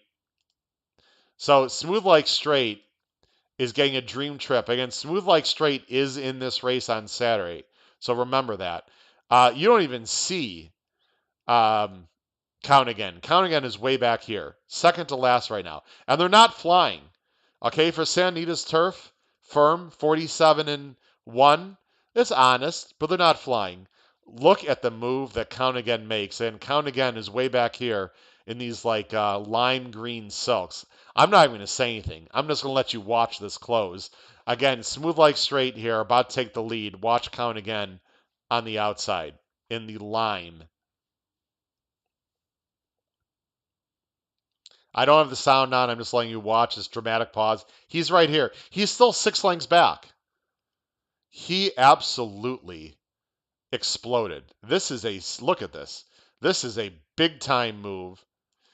And he loses, sorry, let me just go back. He loses to Count Again, or excuse me. He loses to Smooth Like Straight, who got a better trip. There's the wire. He loses to Smooth Like Straight by half a length. He makes up a good 10 lengths on Count Again in the stretch. Or excuse me, on Smooth Like Straight in the stretch. Those are my two A's in this race. I like these two quite a bit. I like Count Again, by the way, is 10 to 1 morning line in this race. Let's see. Trish wants to talk about Master of Foxhounds. I will get to this horse.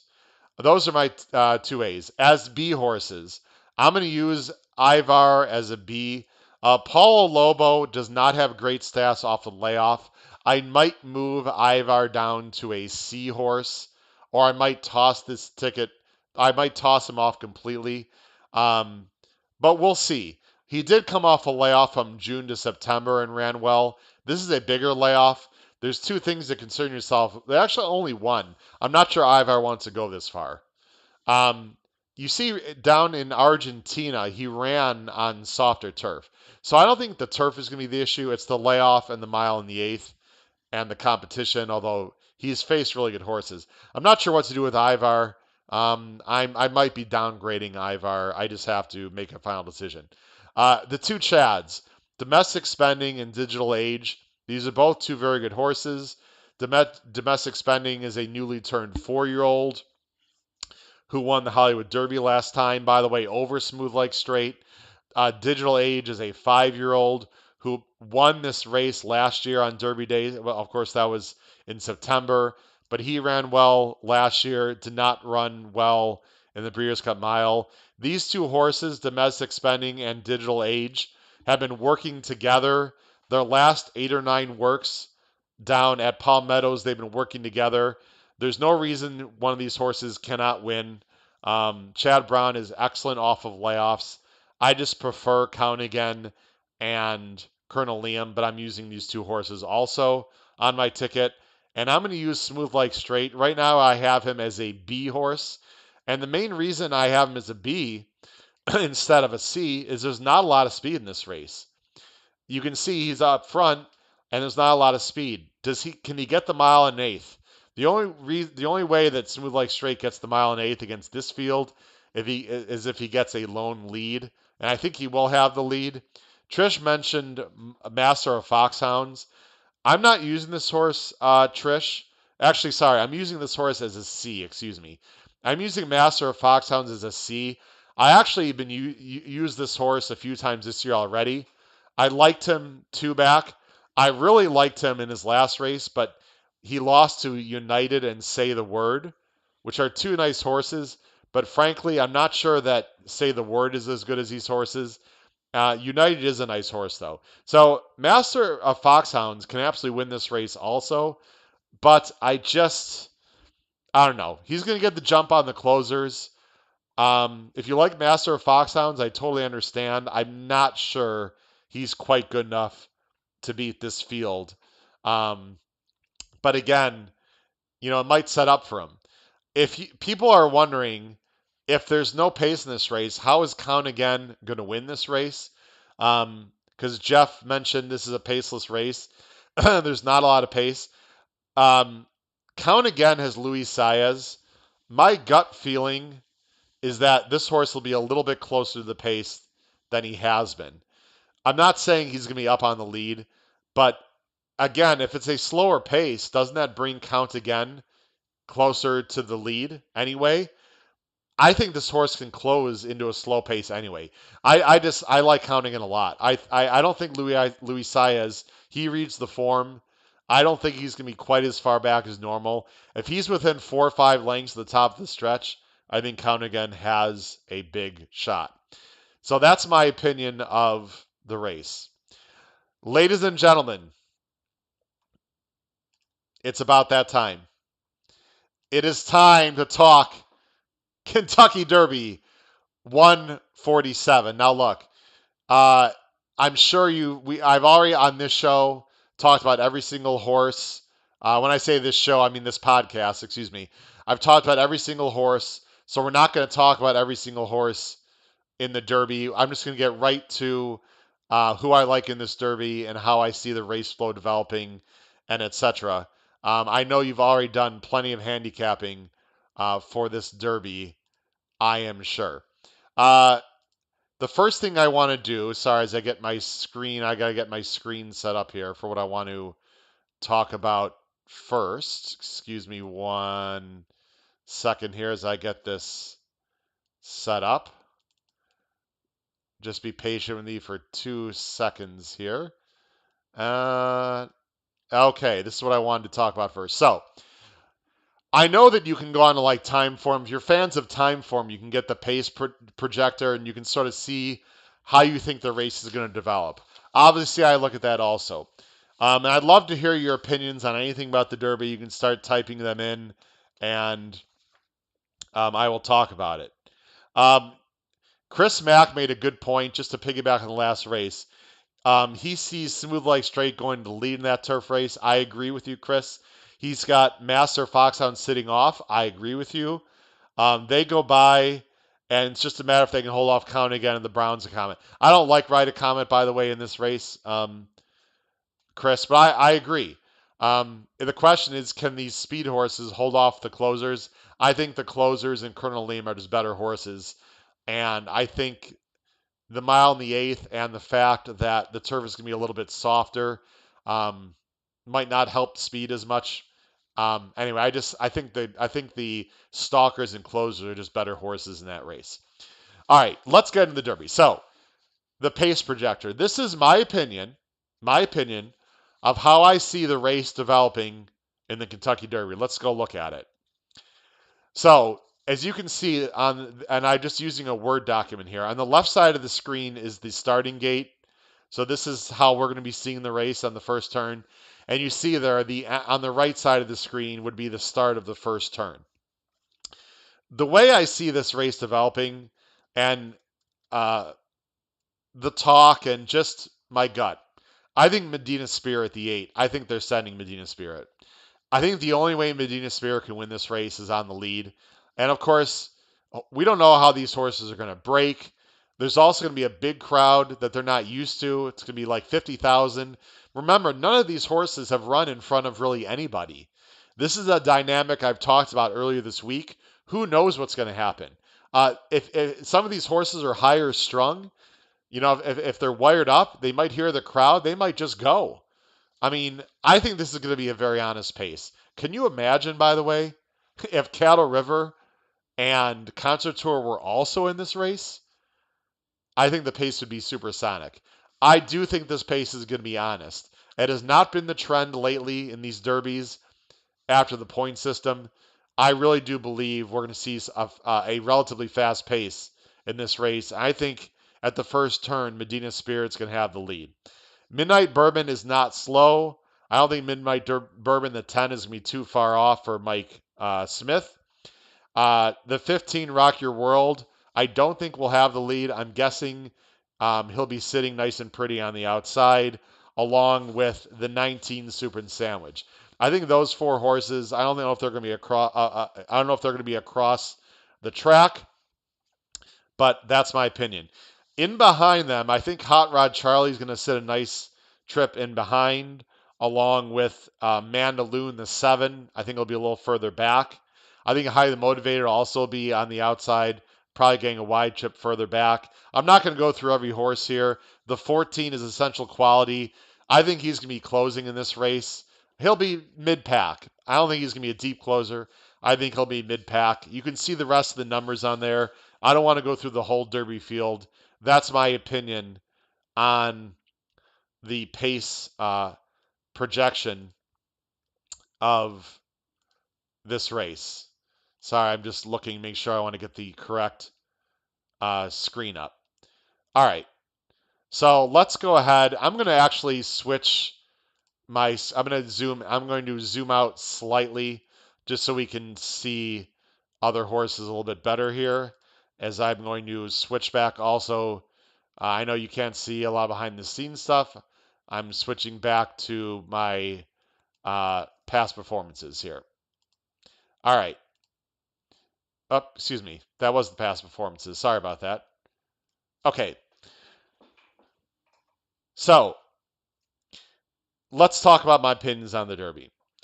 Uh, I have made a decision on the Derby, and sorry, I don't mean to switch back again. I've made a decision on the Derby, and you're going to see my picks here in about 10 minutes after we start talking about the Derby here. My strong opinion is I'm not exactly sure who's going to win. I know you're thinking, what the hell kind of opinion is that? I'll tell you the horse that I like the most in terms of being in the money. And the horse I like the most, that I feel the most confident, that is going to run well and be in the money, that is not the favorite. Because it's easy to say Essential Quality, right? Essential Quality is going to be the favorite. And after Mattress Mac puts in his $4 million, Essential Quality is going to be, 8 to 5, whatever he's going to be. The middle price horse that I like, that I trust the most, that I'm using in my tries, is the number 9, Hot Rod Charlie. I'm going to show you Hot Rod Charlie's PPs just a little bit. Again, we're not going to dwell on it because we got a bunch of things I want to talk about still. Hot Rod Charlie.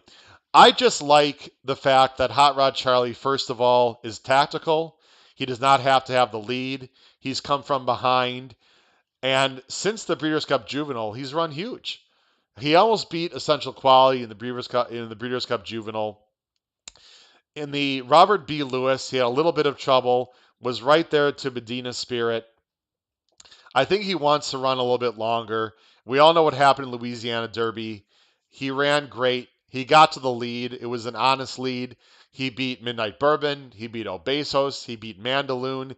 He basically beat every good horse you can name in this Derby, in my opinion, other than horses coming from California and Known Agenda, if you believe in Known Agenda. He's danced every dance. He's faced the best horses consistently. Again, the only major player in this race, in the Derby, that he has not faced is I'm drawing a blank. Known Agenda, if you like Known Agenda, and the 15 horse Rock Your World. Wow, sorry about that. He's faced good horses. I love Doug O'Neill. I think he's an excellent trainer of 3-year-olds. I like Flavian. I think he's getting the trip. If I had to pinpoint, I guess my top choice in this race, and the one I'm using the most and everything, Hot Rod Charlie. Paul said the screen is blurry. I don't think it should be blurry, Paul. I did broaden out just a little bit. Oh my, Irina is on the show. Irina is here. I know I know what everyone's thinking on the chat. Who is Irina? Irina is my future sister-in-law. Hello, Irina. Hello, my brother Michael. And hello, my nephew Ethan. They have come at a great time. I have family members and soon to be family members on the show. Thanks, guys, for watching. Now, wow. Now I really, all you viewers out there, now I'm really feeling the pressure. I've got family members watching. Anyway, I love Hot Rod Charlie in this race. He's my top choice. That's who I'm going with. But he's not my only A. My other A's in this race, I believe in Mandaloon, everyone. Again, if you see a blurry screen, also please let me know. Paul said the screen is blurry. I have no issues on my end at all. So unless someone else says the screen is blurry, also I'm going to keep the screen as the way it is right now. I'm going with Mandaloon. Also, I agree with Matt Bernier and a bunch of others. I think that last race you can completely toss out. He's bred well. He has worked the best in these last few weeks and at Churchill of anyone in this race. He is looking like an absolute monster on the track. I love Giroux. I love Cox. He's bred to go long. He's going to get a good trip. I like Mandaloon. A few people are saying the screen looks good. Thank you very much, everyone. He's an A. I'm using two other A's in this race. Essential quality, look, if you want to use him as a B or a C in your horizontals, or you want to toss him out completely, I understand. You're trying to get value. Here's my opinion. There's plenty of ways to get value in your horizontals. I am not tossing Essential Quality, who I think is probably the best horse in this race, out of my pick fours, fives, and sixes. He's an A for me. There's nothing to say. The only thing I will say, though, he does not lay over this field. Everyone has been talking about it, and if you listen to people that you respect, I agree completely. He's never run faster than a 97 buyer. A 97 buyer is not winning this race. I think you got to run a low 100 to win this race. Essential Quality does not have to win, but I love everything about him other than the fact his speed figures are not explosive. Now, Rock Your World. I need to talk about Rock Your World for a minute. Rock Your World has been very divisive. Some people love Rock Your World. Some people are completely against Rock Your World. Here's my opinion on Rock Your World. He could win this race by 4. He could finish in 10th. I do want to show you something that I think many of you are going to find pretty cool, and I need to get it up on my screen. I've been talking a little bit about a video that I found on Rock Your World. So I just want to go ahead and set this up. So when Rock Your World, to me, this is a big horse, and he wants to dominate you. And I'll show you what I mean by that, because I think this is really an interesting video that I'm just setting up for you here right now. So I just want to show you this video.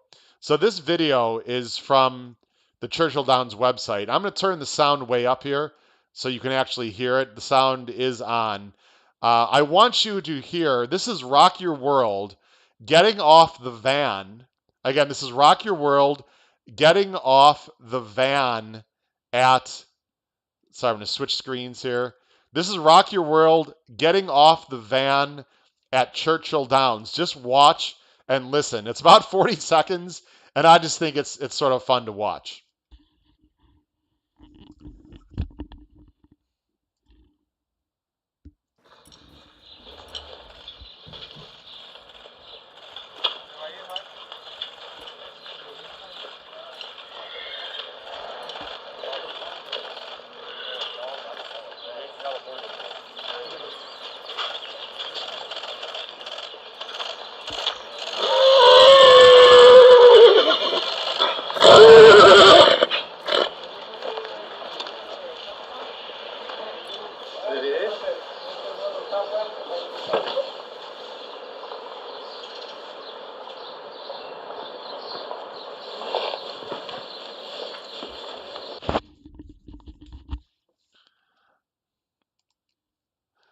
All right.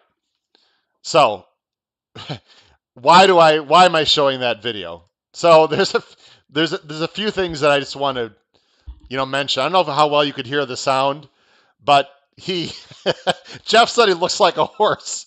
Yeah, he's a horse. He's a big horse. This is a big horse, number one.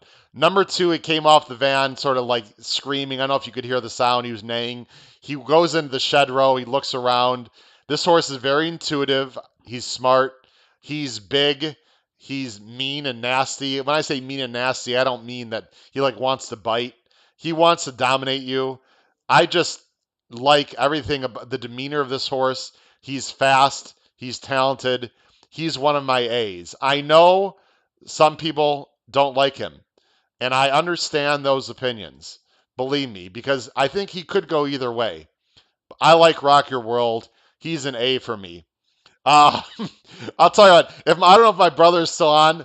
When my brother or myself, when we see really good Chicago style deep dish pizza, that's the sound I make because I am ready to eat. Tell me, tell me why you would make that sound. That I'm getting excited sound. Okay, keep it clean. Keep it clean, by the way. Keep it clean. This is a family show. But anyway, does anyone, if you any comments in the chat, if you know anyone that looks the way that Rock Your World looks when they see something and they're excited about it, feel free to put it up in the show there. Jim mentions that the Bears just traded up to number 11. I don't know if that's right. I'm assuming Jim, you're correct about that. I don't even want to talk about the Bears right now. I don't. Even, let's just focus on the Derby. But anyway, I like Rock Your World in this race, season A. Um, as a uh, as a B in this race, I only have one B. I am very interested in Obesos. I've talked about Obesos a lot. I've talked about Obesos a lot on this show.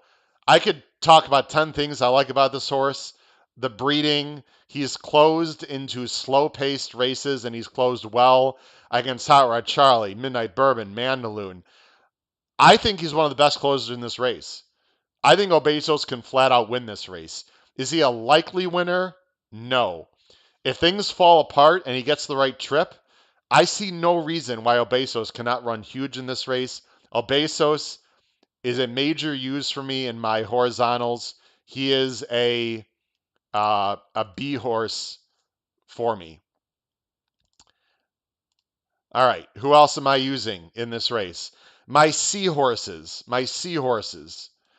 are the one known agenda. Ladies and gentlemen, I'm just against known agenda. I'm taking a stand.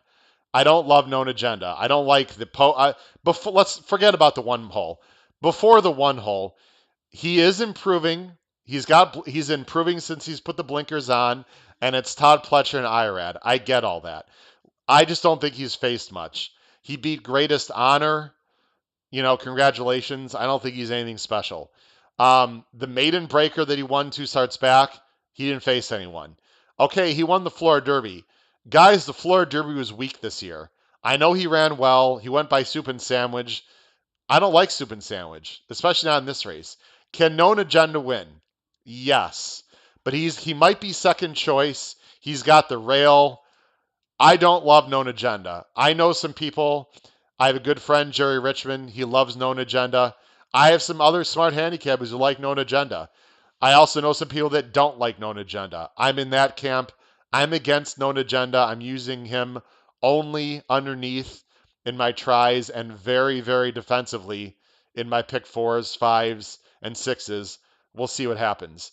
I'm also going to use as seahorses. I'm using Medina Spirit defensively in case he gets loose. I think the only way Medina Spirit wins, though, is if he wires the field. This horse does not pass horses. I've never seen him really close at all. Even when he stalks, he doesn't really go by. He was wide last time against Rock Your World. I don't like Medina Spirit that much. He's a C for me. The other C's I'm using is Midnight Bourbon as a C. I like Joe Talamo, but you have to like the switch to Mike Smith here. The problem with Midnight Bourbon is he doesn't pass horses either. This horse wants to be on the lead, and I've talked about this horse a lot on this show. He does not strike me as a horse that wants more distance. I know he's bred to go longer, but in all these fairgrounds races, he's losing ground in the stretch. All this horse does is lose ground in the stretch. In the Derby, that is not going to work out well for him. I guess he can win. I highly doubt it. He's an extreme backup for me in my horizontals. I'm only using him as a C. The other horse I'm using as a C horse, as an extreme backup to win the race, is King Fury. King Fury is lightly raced. If he improves off of his Lexington, he's in the mix. It's just a big ask, but he's a nice closer. He costs almost $1 million. He's bred very well by Curlin, out of very talented, out of Flatter and Taurus. This horse has got talent, and he won very well last time. I know that's not the same as the Derby, but if this thing falls apart, I think he can make a big run. I wouldn't be shocked if he's around at the finish. He is a C horse for me. That is my opinion on the Kentucky Derby. Now, don't go anywhere. We've got a record number of people watching the show because right now I'm going to get into my tickets. So now I'm going to show you, ladies and gentlemen, all of my ticket construction. Again, this is just as important as your handicapping of the Kentucky Derby. This is just as important as your handicapping, your ticket construction. So I'm going to get that set up right now. The first thing I'm going to show you, since we are talking about the Kentucky Derby, let me go right to my Kentucky Derby. Here is Howard Kravitz's the HHH podcast picks and ticket construction for the Kentucky Derby. Be ready. You don't have to write this down. Be ready to screenshot. Be ready to get the time on this on the live stream so you can watch this later if necessary. There you go. And now I'm going to explain this briefly. Again, don't get too carried away, ladies and gentlemen, with the dollar amounts, okay? Use the dollar amount increments however you want. If you like to spend a lot more money, then instead of those 50-cent trifectas, then you can play them for a dollar, $1.50, whatever. I tried to make this my picks here on the show and my ticket. I wanted to make it a little bit on the lower side to make it affordable for more players. But obviously, if you like to play bigger, go ahead. Here's what I'm going to do. I am going to key Hot Rod Charlie on top. By the way, I'm mainly playing trifectas. I'm not a big superfecta player. It's $1 super this year. It's just too expensive for me in general. I might play it, but I'm focusing on the trifecta. Personally, I'm going to play trifectas bigger than 50 cents, but for the purpose of this show, I'm going to show you 50-cent wagers here. I'm keying Hot Rod Charlie on top, and I'm going to back wheel. It's called a back wheel him in second and third in my tries. So you see that first line there, I'm putting Hot Rod Charlie on top with Obesos, Mandaloon, Medina Spirit, Midnight Bourbon, Essential Quality, and Rock Your World in second. And then in third, I'm adding, on top of that, Known Agenda. I'm adding Sainthood as a complete bomb in for third. I am adding Dynamic 1 for Pletcher in for third. Also in my bets, and I'm adding King Fury in for third. So I'm not going to keep rattling off those names. That's who I'm putting in the third spot. Then I'm going to put Hot Rod Charlie in for second. The only horses I think that can win this race realistically for my try, other than Hot Rod Charlie, would be Obesos, Mandaloon, Essential Quality, and Rock Your World. Those are the horses I'm mainly putting on top. So if one of those four horses or Hot Rod Charlie does not win the race, I am going to be losing the trifecta and the superfecta. Again, tell me your opinion. Feel free to comment. Agree or disagree. Again, if you completely disagree, fantastic. I've got no problem with that. There are a lot of different ways you can go in this derby. There are a lot of great opinions. And then you see that third ticket, I have Hot Rod Charlie in for third spot. In my superfecta, again, I'm not playing huge tickets here. I might not even play the super, but if I were to play the super, you see it there. I'd put a Hot Rod Charlie in first or second with Obesos, Mandaloon, Essential Quality, and Rock Your World basically having to come second or third. And then I have some bombs in for fourth. You can only afford to do so much there in the super facta wager. So there's my opinion. We're not done yet. We're not done yet. There's my opinions on if you play the trifecta or the super. Let me just throw one thing out to you. Just throw it out there, okay? In my, I don't want to say expert, in my experienced opinion, the best way to play these tries or super is pick one horse. Pick a horse. Pick a horse that you love to finish in the money and work around that horse. I think that's the best way to do it. Unless you're going to put a syndicate together, maybe that Trish Smith group is going to put $1,000 ticket together. I don't know what you're going to be doing, Trish Smith and her group. But unless you're going to get a syndicate together and put together $1,000, $2,000 ticket, you can only go so big in the superfecta, right? Or the pick five or whatever. I recommend, and I recommend you don't play your ticket, your vertical. These are verticals, right? These are vertical bets. I don't recommend you play your vertical ticket around essential quality just because you're not going to get paid, right? I mean, I shouldn't say that. You can still get paid. Let me take that back. You can still get paid, but you're not going to get paid nearly as much. Listen, on this day, on this race, you have to be a big game hunter, right? I have a friend who was part of a partnership that won 75 grand when Monarchos won. Did anyone have Monarchos that day? Way back in the Derby? I think it was, I don't know, I'm not sure the date. I'd like to say 1999. Anyone want to tell me? It was very close to 2000 when Monarchos won. I believe that dollar try or that $2 try paid like 75,000 or something crazy. And I have a friend who was in a partnership with like 5 or 6 other people and hit that try. Listen, you have to big game hunt in the Derby, right? That's why I say don't use essential quality as your key horse. Again, just my opinion. Good luck if you're playing that trifecta or superfecta. Let me respond to some people in the chat, and then I'm going to show you my pick 5 and pick 6 tickets, and then we'll be done. Again, a lot of people watching. I greatly appreciate it. Steve said, what happened to highly motivated? Or he's asking. He disagrees on highly motivated. Guys, I'm taking stands. I don't like highly motivated. I talked about him a lot. If you watch my replay show from last night, episode 33, I don't think he gets the distance at all. I'm against highly motivated. I do have him. I think I have him 4th in my super. If I don't, that was probably a mistake. I'd probably put him in 4th. I don't think he finishes in the money. I don't like highly motivated. Toss. Gone for me. Steve Pogel. Sorry, who else here? We have Gariel. Hope I'm pronouncing your name correctly. Gariel Marsh, a new name on the chat. Thank you for joining the chat. Wow. Gariel, first time on the chat, coming out firing. He says I'm already lost the race because I have Hot Rod Charlie. Okay, that's fine. We can agree to disagree. Gariel, sorry again if I mispronounced your name, I apologize. That's fine. When Hot Rod Charlie comes in 1st, 2nd, or 3rd, you might regret that comment. Listen, I don't know. This is my opinion. I really like Hot Rod Charlie to finish in the money. I'm not saying he's a slam dunk to win the race at all. I like him in the money. I think he's one of the more consistent horses. Again, Mandaloon, he's been inconsistent. Rock Your World, who knows? Highly motivated, I don't think he gets the distance. Known Agenda, I think he's a little slow right now, and I don't like who he's faced. I mean, I can go through this whole field of horses that I think are inconsistent.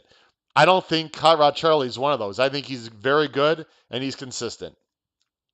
Trish just talks about having different opinions. Yeah, listen, no hard feelings. No hard feelings at all by anyone. If you disagree with me, that's cool. No problem. I'm going to sleep. Listen, I'm going to sleep well Saturday night no matter what happens.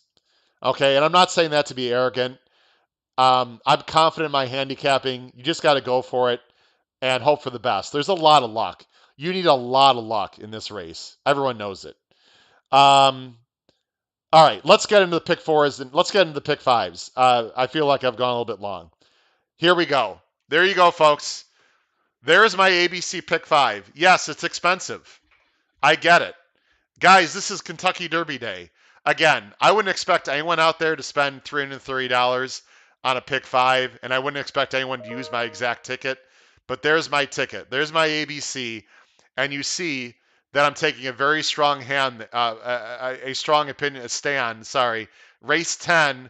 That is tap it to win. So there you see the 5 horse in race 10 is tap to win, and then in the Derby, my lone A is Hot Rod Charlie.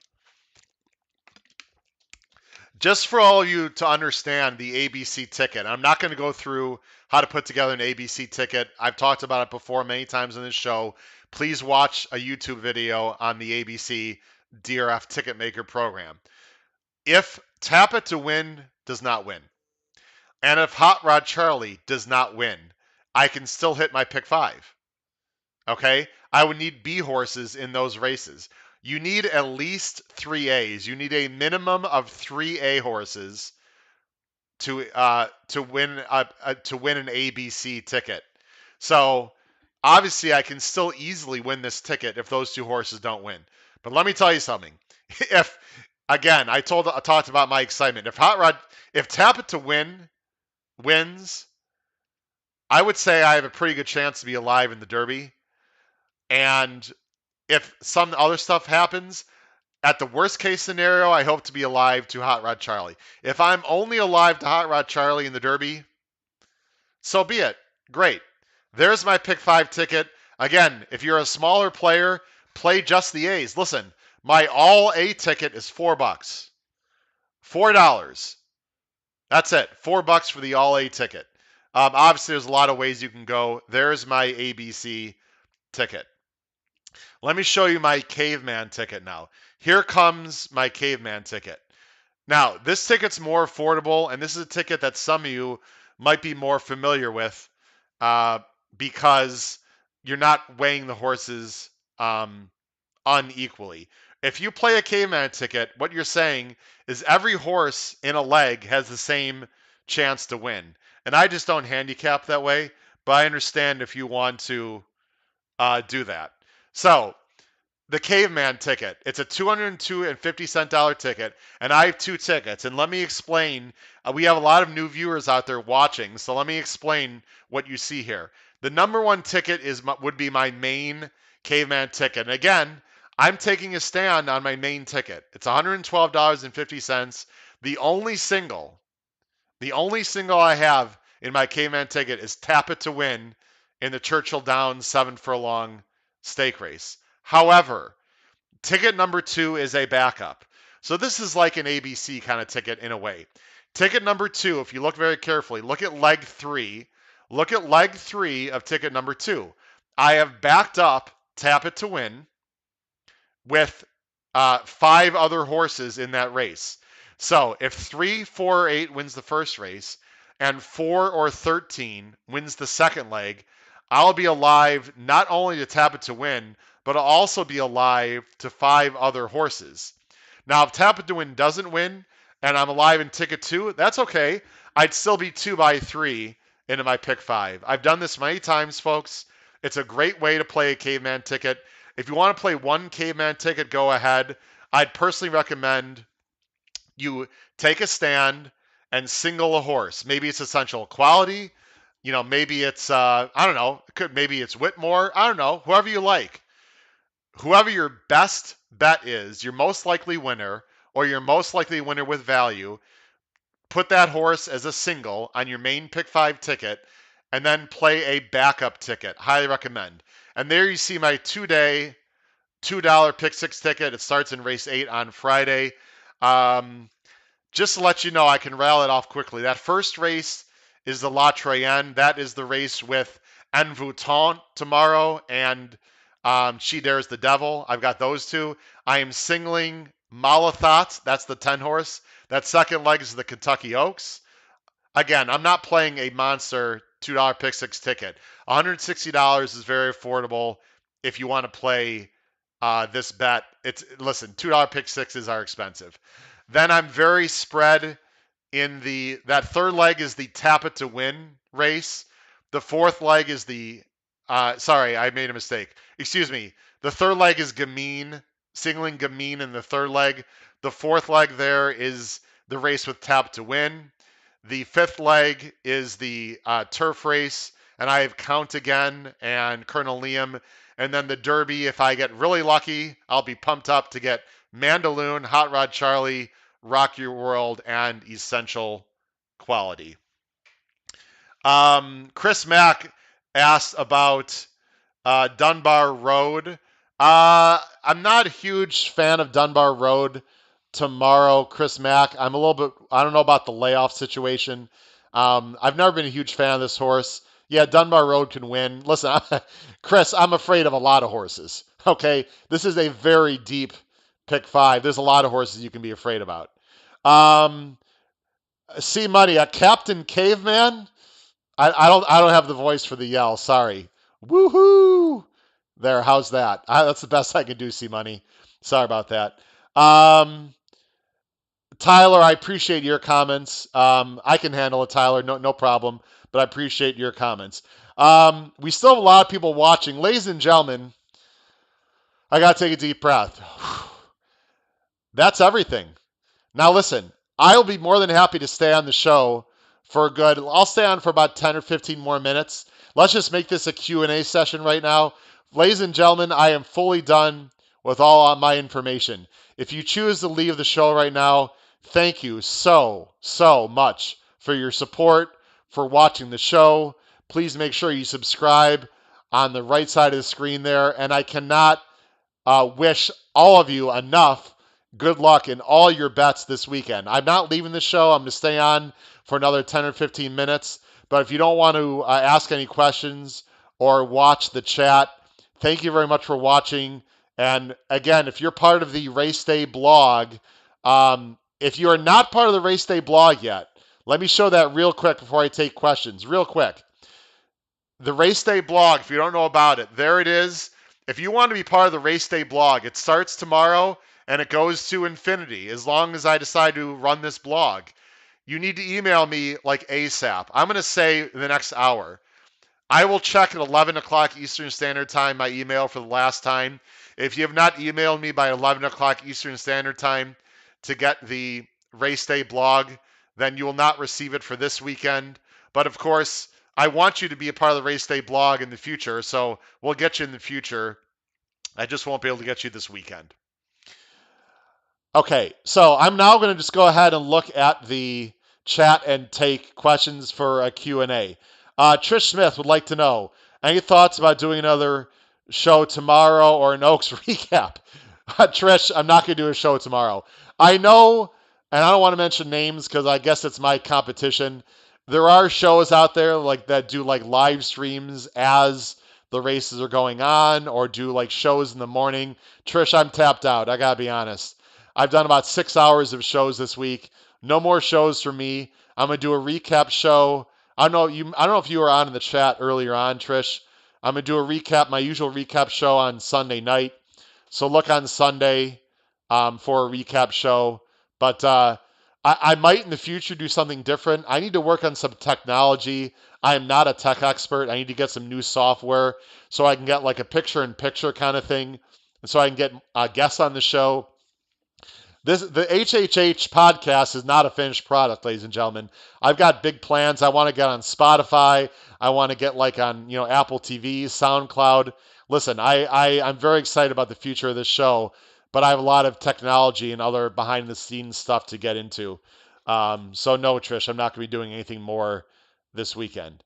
Let's see. I'm just looking at the chat. I'm just going to go back on the chat. I'm going backwards on the chat. I don't see really anything else on the chat from way back. Again, if people are not chatting, then I will go ahead and end the live stream, which is no problem. Feel free to type in your chats. We have some time here. Yeah, C Money. I'm tapping out on Tap It to Win. Yeah, good point, C Money. We'll see how he does tomorrow, or excuse me, on Saturday. Jeff Moore, use Twitter to send out live updates on track bias or turf moisture. I will be tweeting. Thank you, Jeff. That's a good point. Not everyone has my Twitter account. Again, my Twitter account, my Twitter handle at @hkravitz. I will be tweeting tomorrow, but listen, the whole world's gonna be tweeting tomorrow during these races. So, Jeff, you're part of my race day blog, I'm assuming. I will update when in the morning. I'll see, of course, how the track condition looks, and I'll be sending out stuff on Twitter. But there's gonna be a lot of people on Twitter tomorrow and Saturday, so I don't know how much I'll be tweeting over the weekend. Dean, hello, Dean. Am I betting a daily double Derby to race? Dean, I have not looked at race 13 and 14. I got to be honest. So if you're part of the Race Day blog, I've handicapped now every single race this weekend at Churchill up to the Kentucky Derby.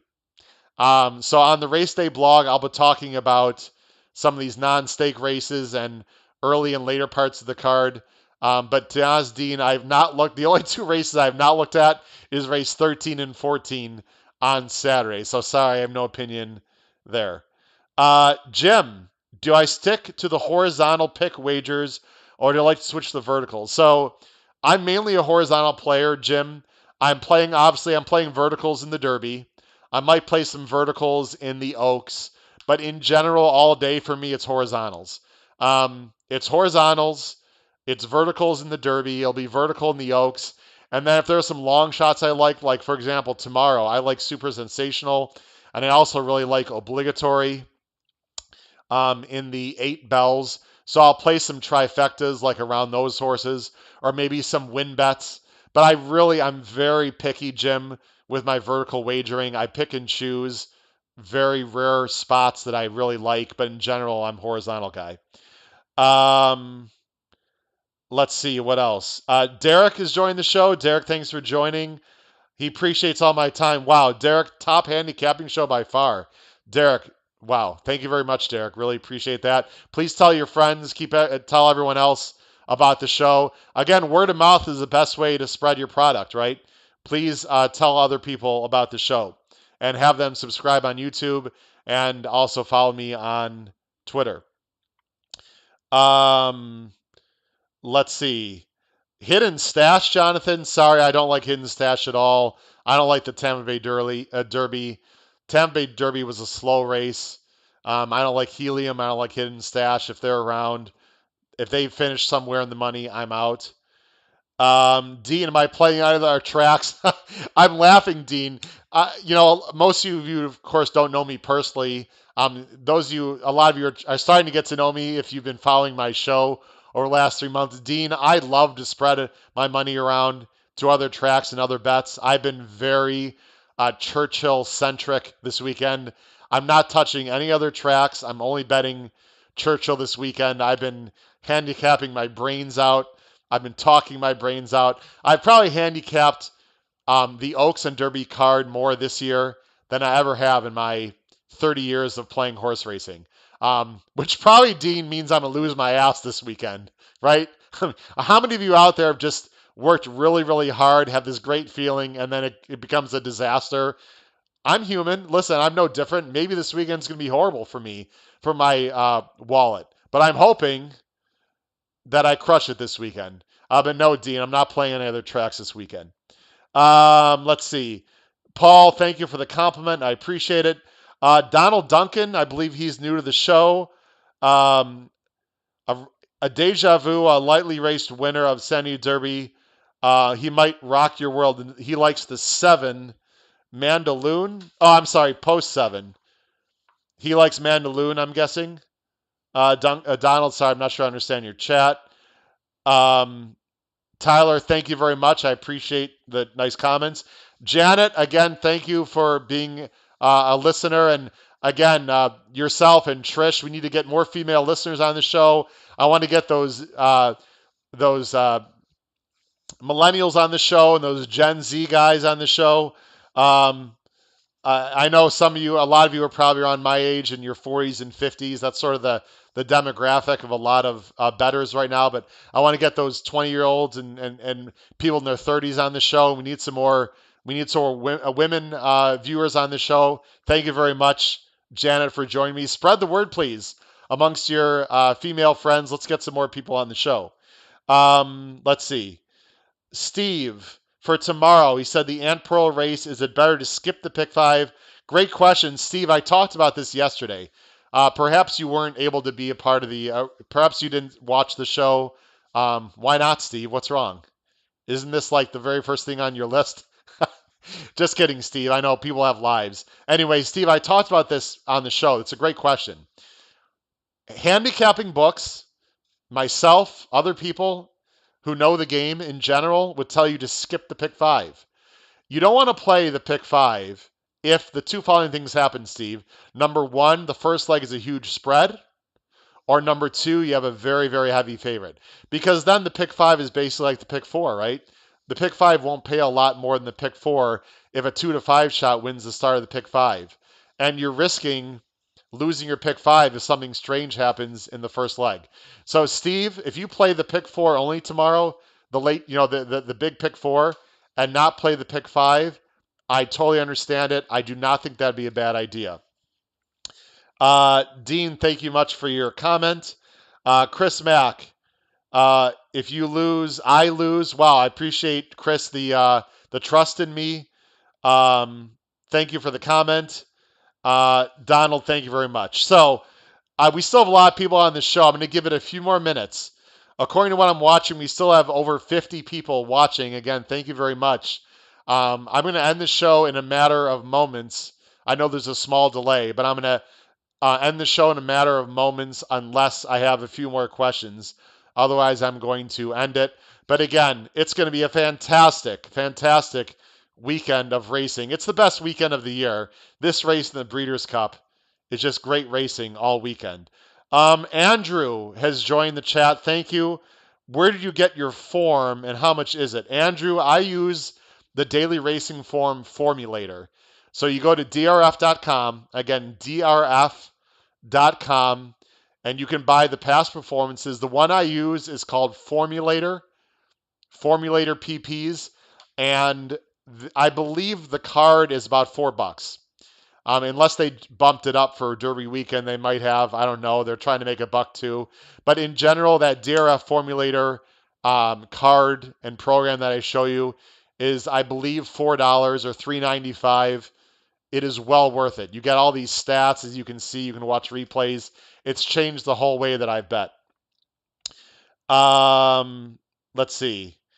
Darren Owens, he said, let's see, horses from California only whipped 6 times or less, but they'll be able to be whipped more at Churchill.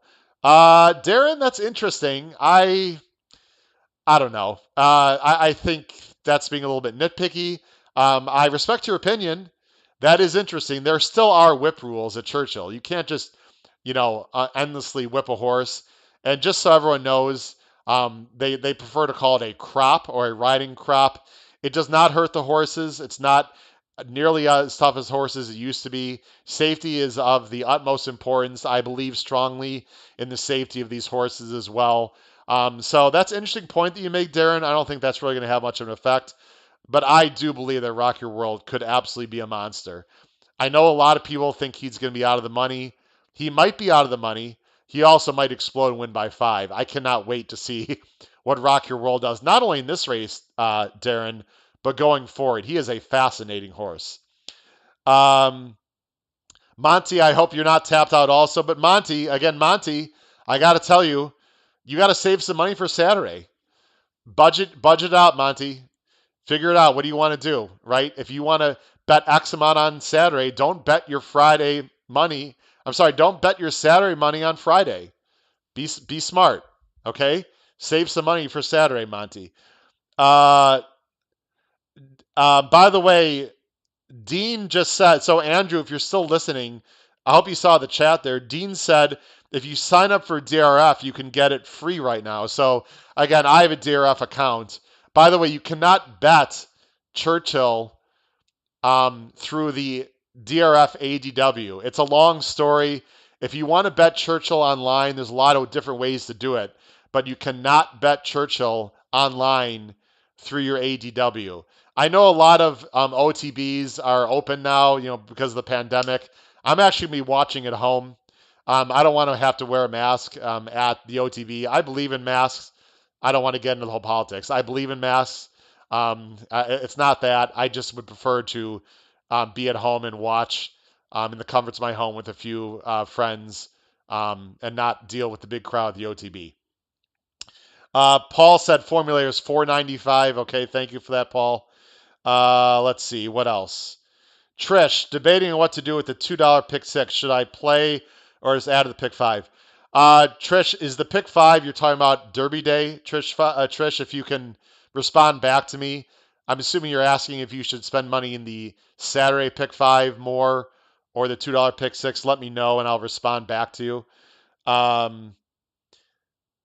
Jim, can you let you Jim, you crack me up. Uh, Ladies and gentlemen, I'm sorry I do not do house calls. I cannot call your significant other or spouse and tell them they need to add more money. But listen, did you guys see Jim McIngvale? What put four? Is he going to put 4 million on essential quality? I thought that was my money for a second. I thought that was my receipt. That I put that. I put that. Those that 4 million that I've got just laying around in my ADW. Listen, I put more like 400 in my ADW. No, I'm gonna take some big swings this weekend for sure. But no, Jim, sorry, I can't help you there with the misses. I don't even want to go there. I'm sure your wife is lovely though. Please say hello to. Is it Caroline or Carolyn?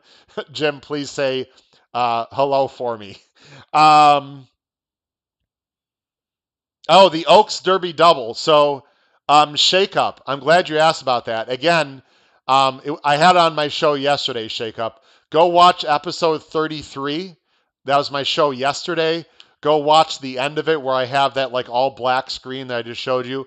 And I talked about my Oaks Derby double picks yesterday. Please go watch the end of episode 33, Shake Up, and I will and you'll see my picks there. Trish, thank you. This is my last question I'm going to answer, guys. So thank you very much, Trish. I would probably just spend more money on the pick five. I mean, just logically, you're more likely to hit the pick five than the pick six. It's one less sequence. The only thing, though, Trish, I would say is this pick six is very hittable this year because I think you can go very light early, Trish. I mean, you got Shasha Shake Me Up could win, and then, Malathot or Travel Column could win, and then you got Gamin, right? So the first three legs of this $2 pick six, Trish, could be very chalky. You could go very light early and spread later and still play an affordable ticket. So I don't know what to tell you, Trish. I don't want to tell you, one thing and then you do the other and you end up losing. I probably just spend more money in the pick five, to be honest with you. But, why not just spend more money in the pick five and then just play like a $32 pick six just for fun? Just go like 2 by 1 by 1 by, 3 by 2 by 1. Just have some fun with it. Play a small little pick six. Why not? Have some fun. All right, ladies and gentlemen, I'm going to end the show. Thank you to everyone who watching my show. Good luck this weekend. I hope everyone crushes it. Please watch my recap show on Sunday night, and then I will have a live stream next Thursday night. Will be my next live stream show. Please continue to support the show and follow me on Twitter. Crush it this weekend. This has been Howard Kravitz for Howard's Horse Handicapping. Good luck in Derby Weekend 147.